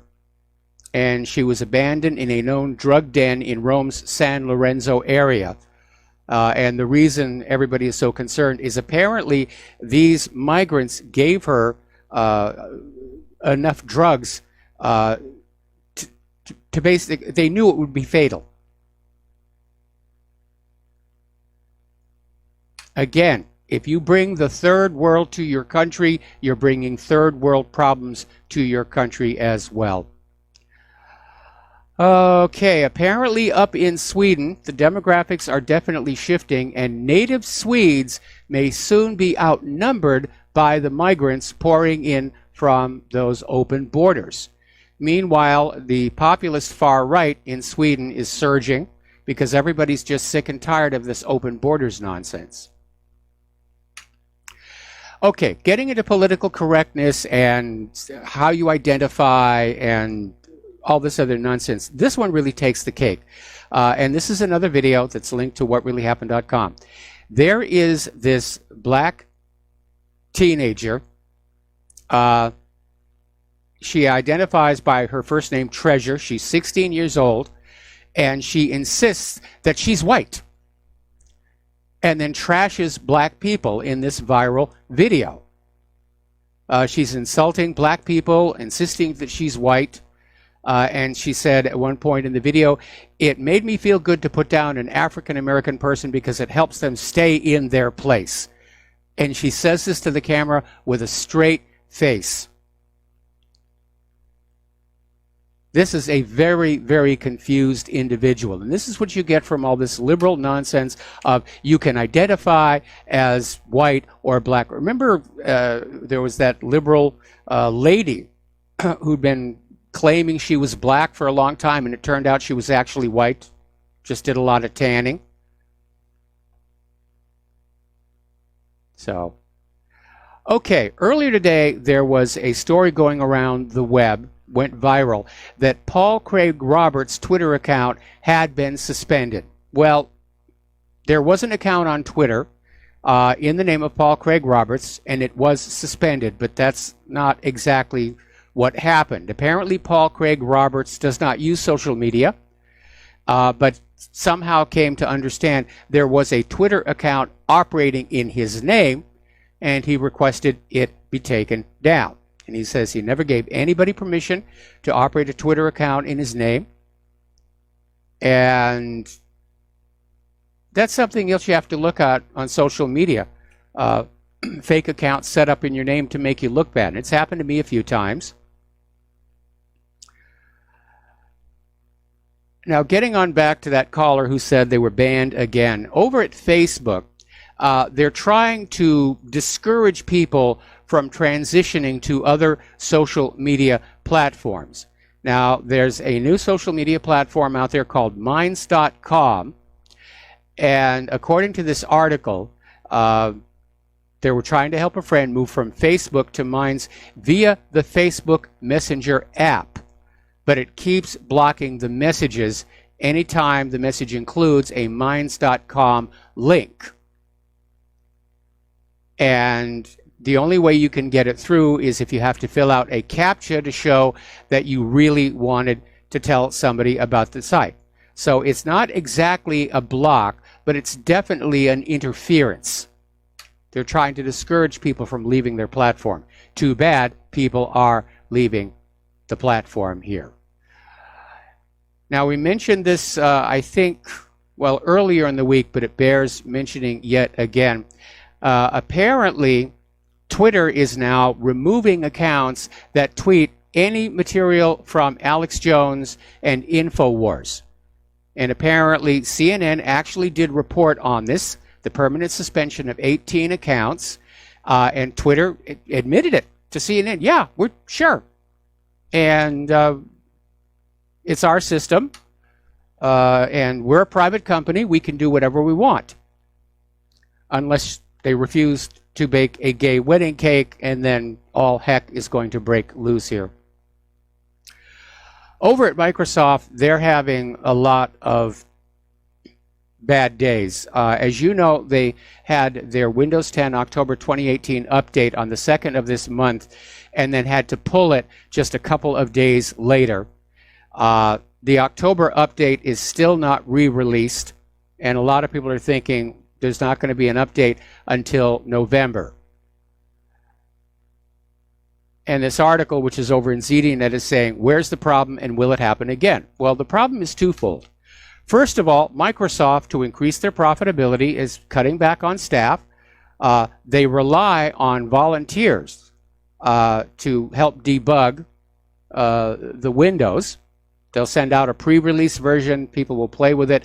They'll send it on back saying, this is deleting my files. And apparently, on the October 2nd release, Windows 10 was released with that bug still in it, still deleting files.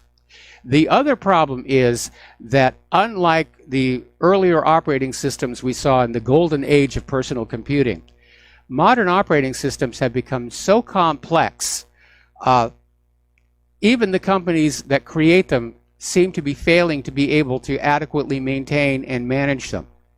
They're too complicated. Part of that complexity, of course, is to hide from you, the end user, a lot of what's going on inside there in terms of surveillance and marketing, tracking, and so forth. But it does make me miss the days when you had, like, the Apple II or the Commodore VIC-20 and or even the Amiga. And then the technology got decadent.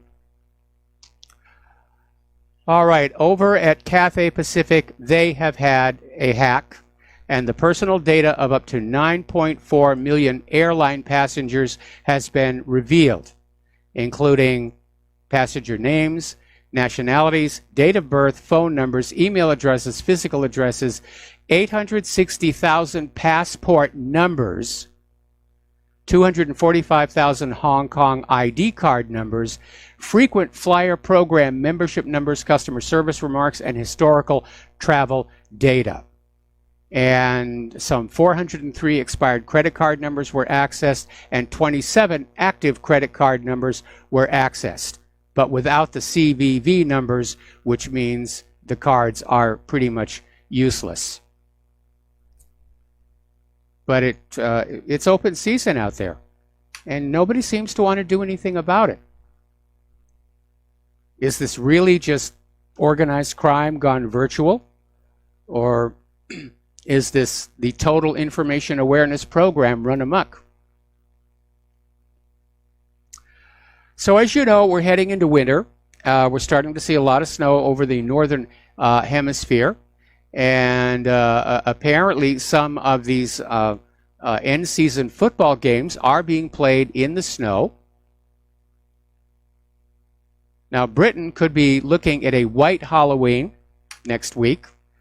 They're predicting temperatures of -5 degrees centigrade and saying it will be the coldest Halloween in 100 years, and they are predicting snow. Apparently, parts of Quebec are going to be hit by 30 centimeters of snow as well. Now, there's an interesting little article here. Apparently, a study on Swiss glaciers shows that the fastest melting was in the 1860s and 1870s, long before the first coal-fired power. So this is proof humans didn't cause the glaciers to melt in Switzerland. It was the natural world, solar radiation, volcanoes, things like that. Got to take a break for commercials, and we'll be right back. And aloha, America. Welcome back to our show here. We're talking about human-caused global warming. And apparently up in Canada, the Canadian Minister of Environment and Climate Change, Catherine McKenna, is trying to justify the nation's new carbon tax by suggesting that carbon dioxide is a pollutant. And she took a lot of ridicule for it. Apparently, a lot of people refer to her as the climate Barbie. But McKenna is not entirely to blame here. She may be taking the lead from here in the United States of America, because here in the U.S., the Environmental Protection Agency has declared carbon dioxide a pollutant in order to support the global warming carbon tax agenda. But of course, carbon dioxide is not a pollutant. It is an indispensable component for the chain of life on Earth. If there's no carbon dioxide, there's no plant life. If there's no plant life, there's no animal life. You have to have CO2 for life to continue. Alrighty, apparently in the Daily Signal, there was a story that came on out reporting on the recent report by the United Nations Intergovernmental Panel on Climate Change, which basically came on out and said the only way to save the planet, and remember they came out with a 12-year deadline, is to dismantle the entire system of free market enterprise.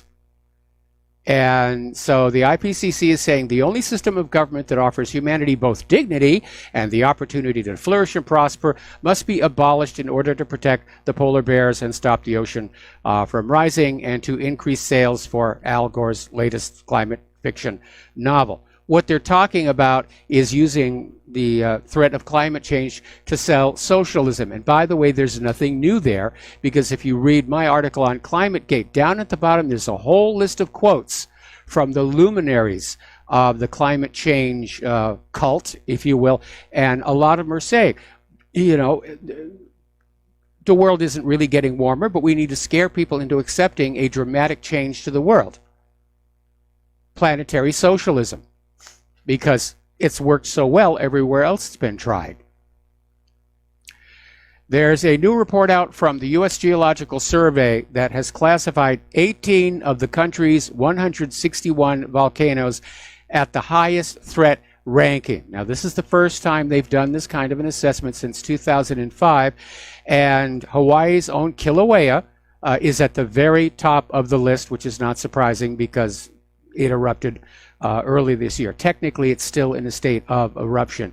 The others in the top 5 are Mount St. Helens and Mount Rainier in Washington State, Alaska's Redoubt volcano, and California's Mount Shasta, which are all beautiful mountains. I mean, I've never been to Alaska, but I've seen Shasta and Mount St. Helens and Mount Rainier, and they are beautiful, except when they're erupting here. Over in Iceland, one of their largest volcanoes, Öræfajökull, is showing magma collection inside, and they think it's due for another major eruption. Okay, there's the music. We're going to take a break here for station identification, and when we come on back, the lovely Lady Claire will be joining us. Aloha America, welcome back to our show, hour number 3, and for those of you watching on YouTube, this gorgeous creature sitting next to me is the lovely Lady Claire, who likes to join us on the third hour on Friday with her unique perspective on the world. And so, Claire, where would you like to begin? I think I'd like to begin with a concept of perception of Americans' lives, their own lives. And this came from Zero Hedge, which again I commend to people. The writers and contributors are very spot on. And Tyler Durden mentions that we're living in two worlds. One is the world of reality in which we actually live, and the other is life as it is being pictured for us. Yes. Peaceful, privileged, progressive, and free, and no. The Matrix. You know, absolutely. And the economic inequality seems to be growing, and the agendas and powers are buried beneath layers of what he refers to as Orwellian doublespeak and corporate obfuscation. And freedom is meted out in small, legalistic dosages by militarized police armed to the teeth. I mean, this is where we are. The obvious difference is, you know, when I was a kid, you could do whatever you want unless the government said you can't. Today, you can't do anything unless the government says you can. And I mean, I see it, and this is so funny, and I would never, how would I want to say, I would never talk to the people who run security for a friend's condo. But they have made everyone pull over once they're coming into the complex and sign the name and say who they're picking up, et cetera, et cetera, et cetera. But this is Code Napoleon. Now, Mike and I have been driving this very lovely lady to church for about, 4 or 5 years? Yeah. They always see us come in on Thursdays. They always see us come in on Sundays to collect her. And yet, we're innocent until proven guilty. I kind of don't like that, Mike. Well, we even suggested to the company that runs security at this condo complex that there should be a sort of like a trusted category where we would have a placard that we could show in our windshield and drive on through. Yeah. But no, every single time we have to stop, we have to fill out paperwork. And this is like 4 times a week we go through this. Yeah, we do. And I mean, all I'm trying to do is get one of my choristers to either to rehearsal or to church because she doesn't drive anymore, for heaven's sakes. Yep. Talking about surveillance, here's a new one. The DHS wants to let police and emergency vehicles talk to your car. And this is, talk about right out of Orwell. And it may send some shivers down your spine.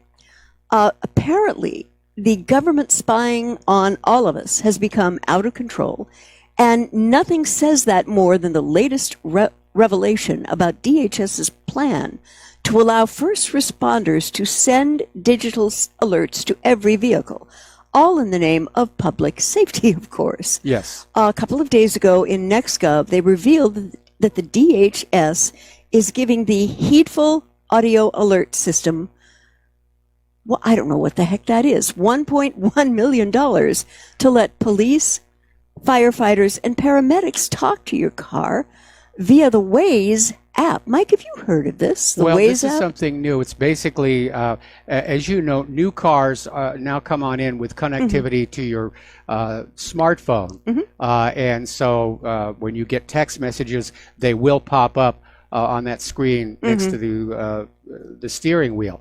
And we're already in a situation where we're getting emergency messages sent to our cell phones. My concern would be if this Waze app is going to allow the police to have control over your car, because that's an area where I would be very, very concerned. Oh, absolutely. Especially after what happened to Michael Hastings. Oh, yes, definitely. And to me, Mike, this is nothing short of pure insanity and could wind up creating more crashed cars due to distracted driving when someone is receiving a text or a call from DHS. You're right. Potentially it could. Yeah. And when I'm driving, if I'm actually moving, I totally ignore that screen. Not really interested at all. Yeah. Because it is a distraction. But it is nice having calls coming through the speakers when they come in. Yeah, that's true, because if you're using your cell phone while driving here in Hawaii, it's a $300 fine. And so one of the cool things about our car is that it does connect to my iPhone, and when I get a call coming on in, it plays through the car stereo speakers. There's a little microphone up there by the visor. That part of it is pretty hip. Yes, definitely. So anyway. And more on surveillance, and this comes from Blacklisted News. Again, it's a resource I would urge you to just take a look at, kick the tires, see how it feels. Apparently, Google might soon add its terms of service to the First Amendment. I am not making this up. Oh, we need to do a shout out, don't we? Well, I was going to wait till the end of the story, okay. but Yeah. let's just do things Claire's way. And we're going to do a shout out to our on-air affiliates who are just now rejoining the network. So basically, first of all, Google cannot apply terms of service to the First Amendment. That's in the Constitution. But I understand where the story is going, where Google is trying to basically set itself up as the world's good censor. Yes, exactly. Who will protect you happy little mushrooms from harmful content like the truth. Yes. And by dangerous behavior like electing somebody for president that the rich people don't like. Yes. And Google has labeled this leaked article as research. And it's very vague about whether any decisions have already been made or any action has been taken to support this. So, think of all this as a guidepost, like the ghost of Christmas future, showing potential doom ahead. And absolutely here. Well, yeah. Zuckerberg is apparently doing very good. He just bought another 80 acres out there on Kauai to the annoyance of the people on Kauai. Yes. But to me, Mike, this is a red warning flag that the country has turned or is turning into a high-tech dictatorship. Yes. And, I am an American citizen. I have loved what has been good for me in this country and criticized what it isn't. But I think we're getting past the point of no return. And I'm encouraging those who can to get out of this country right now. I don't know where I'd send them.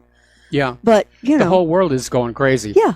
I mean, down in Australia, you're all over Europe. The whole world is going crazy at the same time here.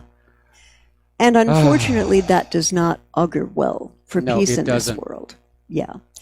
And I think my last of my digital woes here is an article that I found in Blacklisted News. It's called Digital Book Burners. And apparently someone named Jamie Fly, who was a former high-ranking Bush neocon, believes you shouldn't have the right to post on social media.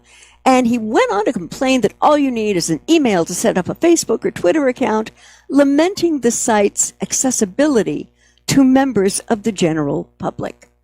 And he predicted a long struggle on a global scale to fix the problem and pointed that to do so would require constant vigilance, with Jeb Sprague and Max Blumenthal. And apparently, we shouldn't really be surprised by this guy. Neocons do believe it's a point of their ethos that they are of a special breed, a chosen few of an intellectual creme de la creme, and the rest of us are merely bread and circuses spectators on the sidelines as they create our collective history and maybe ruin. Well, this actually goes back further than that because when the forerunner of the Internet was called the ARPANET because it was developed by the Defense Department's Advanced Research Projects Agency. Yep. It was never intended to be made available to ordinary American people.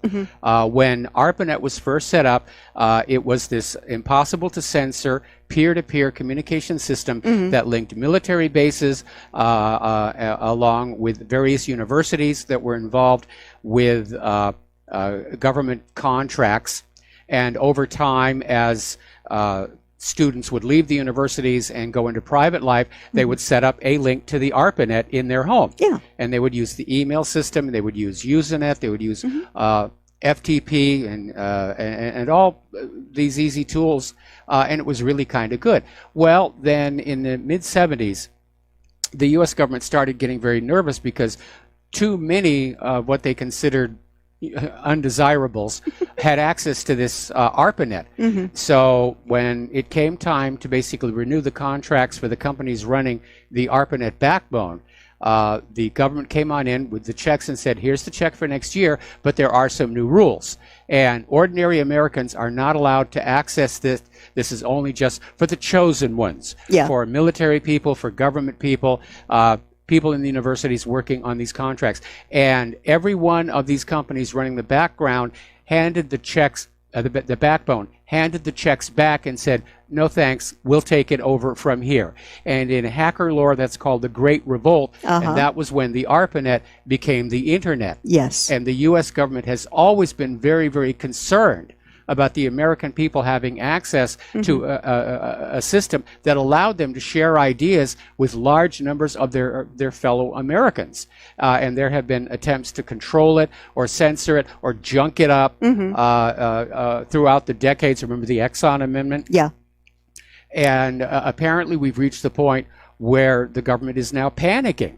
And this guy's just out there saying ordinary people shouldn't be allowed to post to social media. The Internet should become, just another content provider and propaganda channel for the government. And I've got to tell you, folks, as a Christian pacifist activist, when I read codswallop like this from a gentleman who probably never encountered a U.S.-sponsored war, which he absolutely hated, I find his Übermensch mentality just too hard to swallow.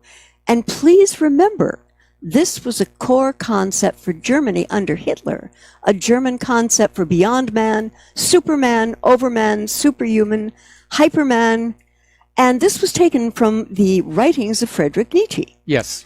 And I completely and rationally reject his concept that there shouldn't be a lot of honest individual voices out there in Netland.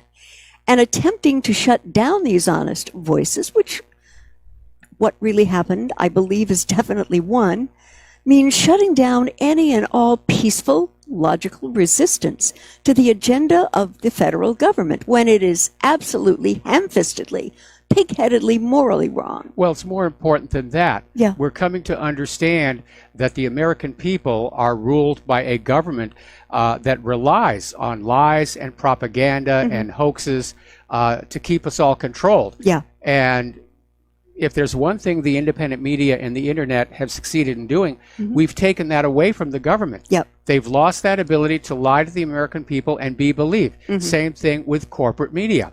And they're very angry about that. Yep. And they're trying to figure out some way they can justify telling us that we have to surrender our freedom to gather peacefully on the internet, which is another right guaranteed by the First Amendment. Right. And express our grievances. Yeah. And so it's an attack on the First Amendment. It's an attack on free speech. It's an attempt, once again, to bury the truth and go back to a world ruled by lies. That's not acceptable to me. Nope. And Mike, there's another very disturbing parallel in Fry's thinking, which very much reminds me of the ascent of Hitler in Germany. And that is the following. When he came to power, Hitler controlled the media. He imposed censorship of the media and drastic penalties for criticizing the Nazi regime. Just like Israel's trying to get now all over the world. Oh, yeah. And it appears from his evangelical fervor, he is hell-bent on total media control so that government propaganda is all we hear. And he is looking for a means, motive, and an opportunity to completely shut down honest, fact-based discussions of various governmental issues, both foreign and domestic. Now, I would very kindly like to suggest that there are two documents inherent to both the founding and success of this country with which Mr. Fry needs to reacquaint himself. Those are the Constitution and Bill of Rights. And I would also like to caution him that Huxley's 1984 is not a how-to book. It's a cautionary tale. Actually, that was George Orwell. George Orwell, I'm sorry, Okay. got my off. Aldous Huxley wrote Brave New World. Okay, all right. Okay. And another article that I thought was extremely wonderful. It's called The Triumph of Evil in globalresearch.ca. Armament profits take precedent over murder and genocide. Well, there's been a development in this story. The German media has basically come on out confirming that this Khashoggi was more than just a reporter. Oh, yeah, he was a spook. Yeah, he was Saudi a spook. Yeah. And that's one of the reasons for the fuss. This wasn't just a simple case of freedom of the press. But again, everybody's exploiting this politically. Oh, yeah. The U.S. is trying to use this to get Saudi Arabia to cancel their plan to buy the Russian S-400 system and go back to the THAAD and Patriot, which are more expensive and not quite as good. Yeah. But hey, they're made in America, Yeah. so that's the way that's going to be. But yeah, I'm still not sure exactly what went down and why. Yeah. I still question that they intended to kill him in the consulate because it was too obvious. The fiance was outside there.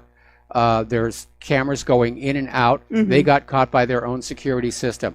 And I think they were going to interrogate him, possibly about Muslim Brotherhood and plans to replace the Saudi royal family with another government. And things got out of control. And I think after that, it was being fanned up, possibly as an attack on Crown Prince Mohammed bin Salman himself. But right now, this whole story, so many people have grabbed onto it to twist it and turn it back and forth. Yeah. It's probably feeling like a piece of taffy right about now. Yeah, I would think so. Yeah. But it's very disturbing that the wars continue, particularly the war in Yemen, Yes. which is U.S. enabled. And I talk about this a lot because the mainstream media just won't. And what is happening, what I am seeing and other people are seeing, is there is a lot of demonization of Iran, Syria, Venezuela, North Korea, China, and Russia. It's not that these demonized countries are murdering people in their own embassies and embargoing food and medical supplies to the populations that are being bombed. These crimes are being done by Saudi Arabia, Israel, the U.S., and its NATO vassals. And obviously, the Yemenite, like the Palestinians, don't count. Their slaughter doesn't cause a moral ripple in the West. Well, in some places it does, you know. And I have seen how this event has been used geopolitically for money, for war. And it's really kind of terrible. It really is. But I think what's going on here, and we've seen this before in history, where a country is edging closer to collapse, and in a last desperate act, it simply starts invading and conquering all of its neighbors to steal their wealth. And in this case, we're talking about not just the oil wealth, but other natural resources. Certainly, one of the agendas for the United States is to try and drag the world back under the hegemonic domination of the U.S. dollar. And they're definitely running into resistance on that. Oh, yeah, absolutely. But this is going to end badly. At some point, I think all of these little tension areas, they're all going to flare up at the same time. Yeah. And I'm sure that 50 years from now, history books are going to say we were already in World War III at this point. But I think it's going to get a lot worse before it gets a lot better. Yeah. I mean, they're now talking about war with China within the next 15 years. Help. Yes, which is going to be bad for the landscaping here in Hawaii. Yeah, I would say so, definitely. And, you know, it's sad, but it seems to be a flaw of human nature that money trumps justice so much of the time. Well, because money is addictive. Yeah. And, we've got to take a break for commercials. We'll be right back. And aloha, America. Welcome back to our show. And before we go back to Lady Claire's, a breaking story. Apparently, over in Great Britain, somebody tried to smash through the glass case protecting the Magna Carta. And it does look like they succeeded in making some holes. So I think maybe something a little stronger needs to be put into that frame. Yes, absolutely. Like bulletproof glass, Kevlar, something like that. Yes, definitely. Anyway, what's your next story? Well, apparently, John Bolton is behind a whisper campaign to oust Secdef Mattis. And apparently, he has worked on this with his deputy, Mira Ricardel, and trying to cut Mattis out of very key presidential briefings due to the view that Mattis wasn't ideologically aligned with the administration. Now, this comes out of Foreign Policy blog. What's really going on is that Mattis isn't ideologically aligned with Bolton. Right, yeah. But now I have had my differences of opinion with this gentleman. Which gentleman? Mattis? Mattis, yes. But I do know that the people who served under him worshipped him and thought he was the greatest leader ever. So I'm really hoping that this ousting does not happen, because right now he may be the only one in the cabinet who may be pushing back against all the wars for which Bolton is advocating. Well, but apparently this is the source of all these rumors that Mattis is leaving. Yeah. Trying to put pressure on him. Yeah. And I think it's unfortunate, and it would be unwise for President Trump to let him go. I absolutely agree. Yeah. I absolutely agree. And but it looks like Mattis is not going to resign. They're going to have to throw him out the door under the proverbial bus, Well, I guess. Bolton is probably going to try and find some way to do that. But what it reveals is that the White House internally is fractured. Yeah. And Bolton is going back to being Bolton. every time he's in a position like that, he likes to play dirty. Mm-hmm. He likes to just basically crush anybody who doesn't want to go along with what he thinks the United States should be doing militarily. Yeah. I have a question about Bolton. Did he ever actually serve in combat? I have no idea. I would be willing to bet that he didn't. You know. Well, that'll be worth looking at his bio. Yes. But by and large, the most war hawk-like politicians are the ones who did not have to serve themselves. Donald Trump didn't serve, did he? He had a medical he had some discharge. Yeah. So, yeah. And apparently, and this is coming from zerohedge.com, which is an outlet that both Mike and I link to, delinquency in loans is at a crisis level with the student loan bubble about ready to pop. And there has been an explosion in federal student loans. And with the cost of college soaring, the result... Explosion in growth. Yes, explosion in growth. Explosion in growth. Well, this mess was actually created, and when it was first cranking up, we sounded a warning that these kids were being lured into college, and college costs were skyrocketing way above the rate of inflation. Financial aid was being cut off. Yep. And education was being turned into a racket to simply plunge these kids onto the debt hook of a student loan as hard as possible. Well, now... And these kids go went ahead. into this because the colleges were promising when you get on out, there's going to be a high-paying job. You'll be able to pay these loans off in just a few years. And, of course, that never happened. Yeah. And they're now debt slaves. And apparently these student loans have run up to almost 157% in cumulative growth over the last 10 years. Now, auto debt has grown by 52%, while mortgage and credit card debt fell by 1%. That's actually a good thing. Yeah. You know, people are paying off their mortgages, they're paying off their credit cards, which is a very good thing to do. Auto debt has to go up because the cars are not built to last all that long. No. And the price of the cars, they're really going up. I mean, when Claire and I were shopping, I was looking at some of the cars that were on that lot, and we're talking pre-owned cars, and the prices on them was more than the house that my family lived in West Covina, California. Yep. I mean, that's how out of control it is here. Yeah. We need to go over to science and health for a moment. Or do we have a moment, and should I hold this Well, for the we next have segment? about 40 seconds, so you can sort of tease the story. Apparently, there has been a viral outbreak of hand, foot, and mouth disease on college campuses.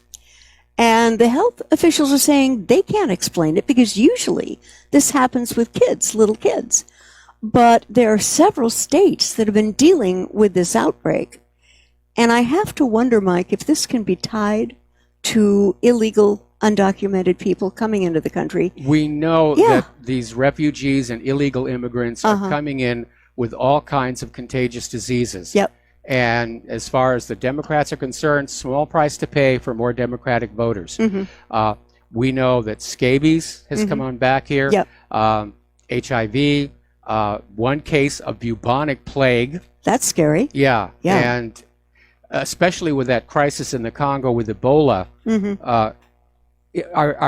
is one of those patients or those infected in this barbarian horde. Yeah. We'll be back after these few commercials. Aloha, America. Welcome back to our show. And as a matter of fact, we have a caller sitting on the line right now. So let's go to Mark in Georgia. Aloha, Mark. Welcome to the show. What's on your mind? Mark, are you there? Hello. There you are. Okay, Mark, we hear you now. What's on your mind? Yeah, you were asking if Bolton had ever served you. Were you talking about John Bolton? Yes, sir. We were. All right. He did serve in the military. Okay. However, he served 4 years in the Army National Guard, and then he served 2 years in the United States Army Reserve. But he never left. He never left the States, and he never saw any combat. Okay. Thank you. That had been my suspicion. Yeah. Thanks. So I don't know. What, is he just reliving the glory days vicariously? You know, God, I couldn't get into combat, so I'm going to send our kids into combat, and I'll just get the thrill that way secondhand. That's kind of morally ugly. Yes. Well, yeah. That's true. Yeah. Anything else, Mark? Okay, well, I guess Mark hung up, so thank you very much for that phone call. Claire, your next story. Well, yesterday, I think the U.S. got a bit more than just a warning. Yesterday, during the opening ceremony of the Xiangshan Forum, Wei Feng, China's Minister of Defense and a state council member, made the statement that China will take decisive steps, regardless of the cost, to preserve its territorial integrity and repel attempts to separate Taiwan from the country. Now, Mike, I don't think he was talking about France. No. I don't think he was talking about Monaco. He was talking right at the leadership of the United States of America. There's no question about that. Yeah. I mean, tensions between China and the U.S. are very high, between the tariff wars, selling of weapons to Taiwan, the continuing argument, if you will, over those islands in the South China Sea. Yeah. And that's why we have experts saying that there's probably going to be a war between the U.S. and China within the next 15 years. And we have another caller on the line. Good. So let's go to Brandon in San Francisco. And Brandon, aloha. Welcome to the show. What's on your mind? Brandon, are you there? Gotcha. Yes. Can you hear me, Mike? I hear you now. We're good. Calling because Scott Israel, the infamous sheriff in Broward County's name has come up again in relation to this MAGA bomber. Now, if you recall, I mentioned him a couple months ago in relation to that Alaska Army vet that flew to Fort Lauderdale and shot up the airport. So Scott Israel, sheriff, was involved in that press conference, and then, of course, the Parkland school shooting. Yes. Yeah. Now we have a third. So this is just getting a little too cute, in my opinion. He's a staunch Democrat, as you may recall. Yes. And it's just a little too cute, in my opinion. I mean, what are the odds? This guy just keeps resurfacing in these high-profile cases. Yeah. I think you are right that it is not coincidence and something else may be going on here. I mean, was this pipe bomb suspect even arrested in Broward County? Is it within his jurisdiction? I do not think so. That was another thing that stood out. I also heard that guy, Israel, was being let go, but he still holds his position as a sheriff. So that's another thing that is a little bit off. Yeah, there was a big upset within the sheriff's department where a lot of the deputy sheriffs just don't want to work with him anymore, and they were trying to force him out, but he was able to hang on. Yeah, I thought it was like a vote of no confidence. Yes. One last thing. We all know guys put stickers on their vans and things, but like here in San Francisco, I guarantee you, if you put a Trump sticker on your car, you're going to come back to a broken window. Or I believe they just set a pickup truck on fire a couple weeks ago of a Trump supporter. Now, this guy went to exorbitant lengths. I know you're into graphic art and computer science. He went to some lengths to generate an image that could be replicated on a printer with an adhesive back. Those are not real stickers. That is a computer graphics generated image that's on a high, I believe they call it a wrap, where they can wrap the vehicle. Yes. And it's impeccably done. If you look at the resolution of the photographs of the van, I mean, that was a professional wrap job on those windows.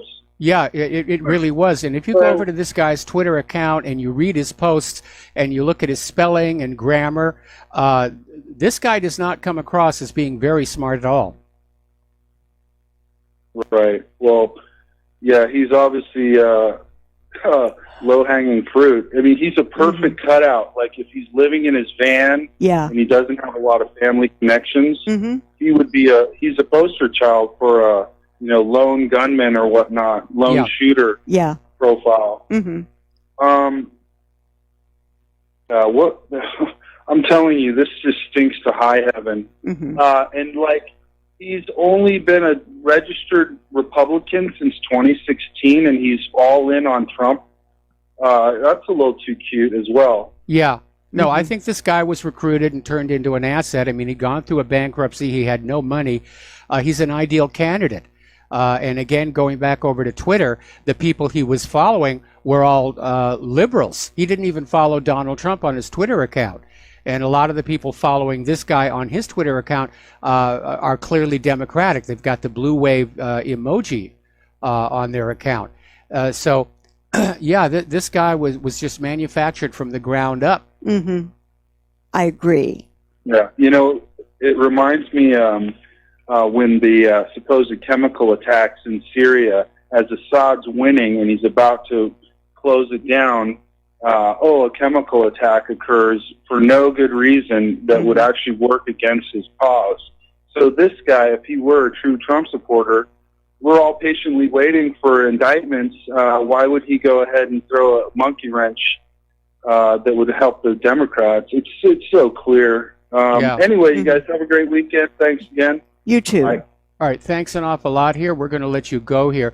It's obvious this is another one of these hoaxes that the corporate media and the politicians put on out here in their hope that we're all a bunch of clueless idiots who are not really paying attention. But again, getting on back to the van, and as we said at the top of the show, under Florida law, you are not allowed to have stickers on the glass windows of your vehicle. And had this vehicle been for real, and by the way, looking at the photos of it, I can't even see any license plates on it. But had this been for real, this guy would have been stopped every quarter of a mile by a traffic cop and written up with a huge citation because you're not allowed to do that. Either the back windows or the side windows. It's against Florida law. And this last caller made a really good point. In a heavily Democratic area of the country, if you have a Trump sticker on your vehicle, it's going to get vandalized. And this van looks almost showroom new. Yeah, it did. Absolutely. Go ahead. Oh, okay. Thank you. Well, apparently, at least 10 missiles launched from Gaza and several were intercepted. This happened today, Israel time. And Mike, do you think this is going to push up the timetable for an attack against Gaza? Absolutely. We know that Israel has got a huge number of tanks parked on the border of Gaza. We know that the Israeli leadership has been talking about this for quite some time, about a military solution. The shootings at the Great March of Return have made Israel look very, very bad to the world, and they just want it to all go away, even if they have to deal with the aftermath of simply rolling on into Gaza and just crushing the place. So I think that's definitely happening. And if I were to take a guess, I would imagine it's likely to happen on the same day that the barbarian horde hits our southern border. Because that's going to be dominating the distraction. news cycle. I hear you. I'd like to move over again to science. Happy water. Is it time we started adding lithium to the water supply? Oh, boy. And apparently there is a gentleman, a Professor Nasir Ghaemi, and he claims that the practice would be beneficial for the American population. And he makes the argument high lithium areas have suicide rates 50 to 60% lower than those of low lithium areas. Well, there is no question that lithium is a combative. For that matter, so was fluoride when they were putting that in the water. But if I'm going to be on lithium, I want that to be my choice, not some bureaucrat. Absolutely. And you've got some terrible side effects with this drug. The article that I was looking at goes on to state lithium side effects. Why don't you stand up for just a second? I'm going to move you closer to the table so you're not losing. All right. Okay. I'm fine. All right. Yeah. All right. Sorry, folks. We're there. All right. The side effects are severity. There are you can get very fuzzy-headed. You can get very not being able to think clearly, confusion, Here's poor the list of memory, or symptoms. yeah. Okay, fainting, fast or slow heartbeat, Yeah. frequent urination, increased thirst, irregular pulse, stiffness of the arms or legs. And for me, that means thank you, Dr. Gamey, but no. Why don't they perform the tests on his colleagues? Well, again, this gets back to the idea. If I'm going to have lithium or fluoride, or for that matter, anything else, it's got to be my choice. Yeah. We're living with a government right now that's out there saying, you will take these vaccines, you're going to eat GMO, you have no more choice, and even if it's making you sick, well, we're making too much money to stop now. Yeah. All right, we've got another caller on the line here, and we're going to go to Mark in New York. Aloha. Welcome to the show. What's on your mind? Aloha, guys. Thanks for taking my call. Before I start, I just want to say I was reading this week about in Sandra Cabot's Kindle book about antiviral qualities of vegetables and stuff like sweet potatoes and vitamin C related citrus and stuff. And I just wanted to include that, as a part of possibly the Care with the Seventh-day Adventist that you had recommended. Yeah. But the reason why I really called was this past weekend, Chappaquiddick was on Netflix, and I watched it, and that reminded me about this whole anchor baby law that I've read that was originally bandied about by Ted Kennedy, and that in '65 he spearheaded the whole effort to create this law, modify the amendments to get what we call today anchor babies in. I was thinking, maybe it's going to come with SCOTUS, and I was triggered too by you just said you're a Christian activist. I'm saying the two big things now are Roe v. Wade, which personally I really don't care, but if you are going to, like an insurance car, if you're going to speed, maybe you should pay more, or if you get in accidents, maybe you should pay more. Yes. But I'm thinking with you and Mike on the phone, have you ever discussed what's more important? And I don't mean to put you on the spot. This anchor baby thing and this law, which I think you guys were teenagers, so I can't really bust on you guys for not being there. Thank you. Right? In 1965? So you know where I'm going with this. I don't mean to embarrass you or get you in trouble with your congregation if I make you take a stand on Roe v. Wade. As opposed to, I personally would rather see, I'm willing to put the anchor baby in front of Roe v. Wade. I think I would weigh them equally. I would agree with that. It's comparing apples and oranges. The anchor baby law definitely opened the floodgates for the immigrants to start coming on into this country. Yeah. And it is being exploited. And as one of our callers mentioned earlier in the show, out in Los Angeles, they have had more anchor babies born there this year than the total new birth rate in our 14 smallest states put together. And for the vast majority of those anchor baby births, the taxpayers are having to pick up the cost of the maternity services. Because these immigrants just don't have it. They don't have insurance. They don't have any money. It's just bleeding the country dry, all in exchange for Democratic votes. And this New World Order, we're going to blend everybody together. Now, as far as abortion is concerned, it is a very complex issue. And I am willing to concede there are circumstances in which abortion is necessary and justified if the mother's life is being threatened, if she's dealing with rape or incest, or if the sonogram is showing that the baby is hideously deformed. Yeah. Maybe. Where I have a problem is women who are behaving irresponsibly. They're not taking care of birth control because they don't want to admit to themselves they're that kind of girl, and they go on out and they have fun and they prove they are that kind of girl. They get pregnant and they're using abortion as retroactive birth control. That I do have a problem with. Plus we have the abuses of Planned Parenthood. So I think, abortion on demand, I really don't agree with that.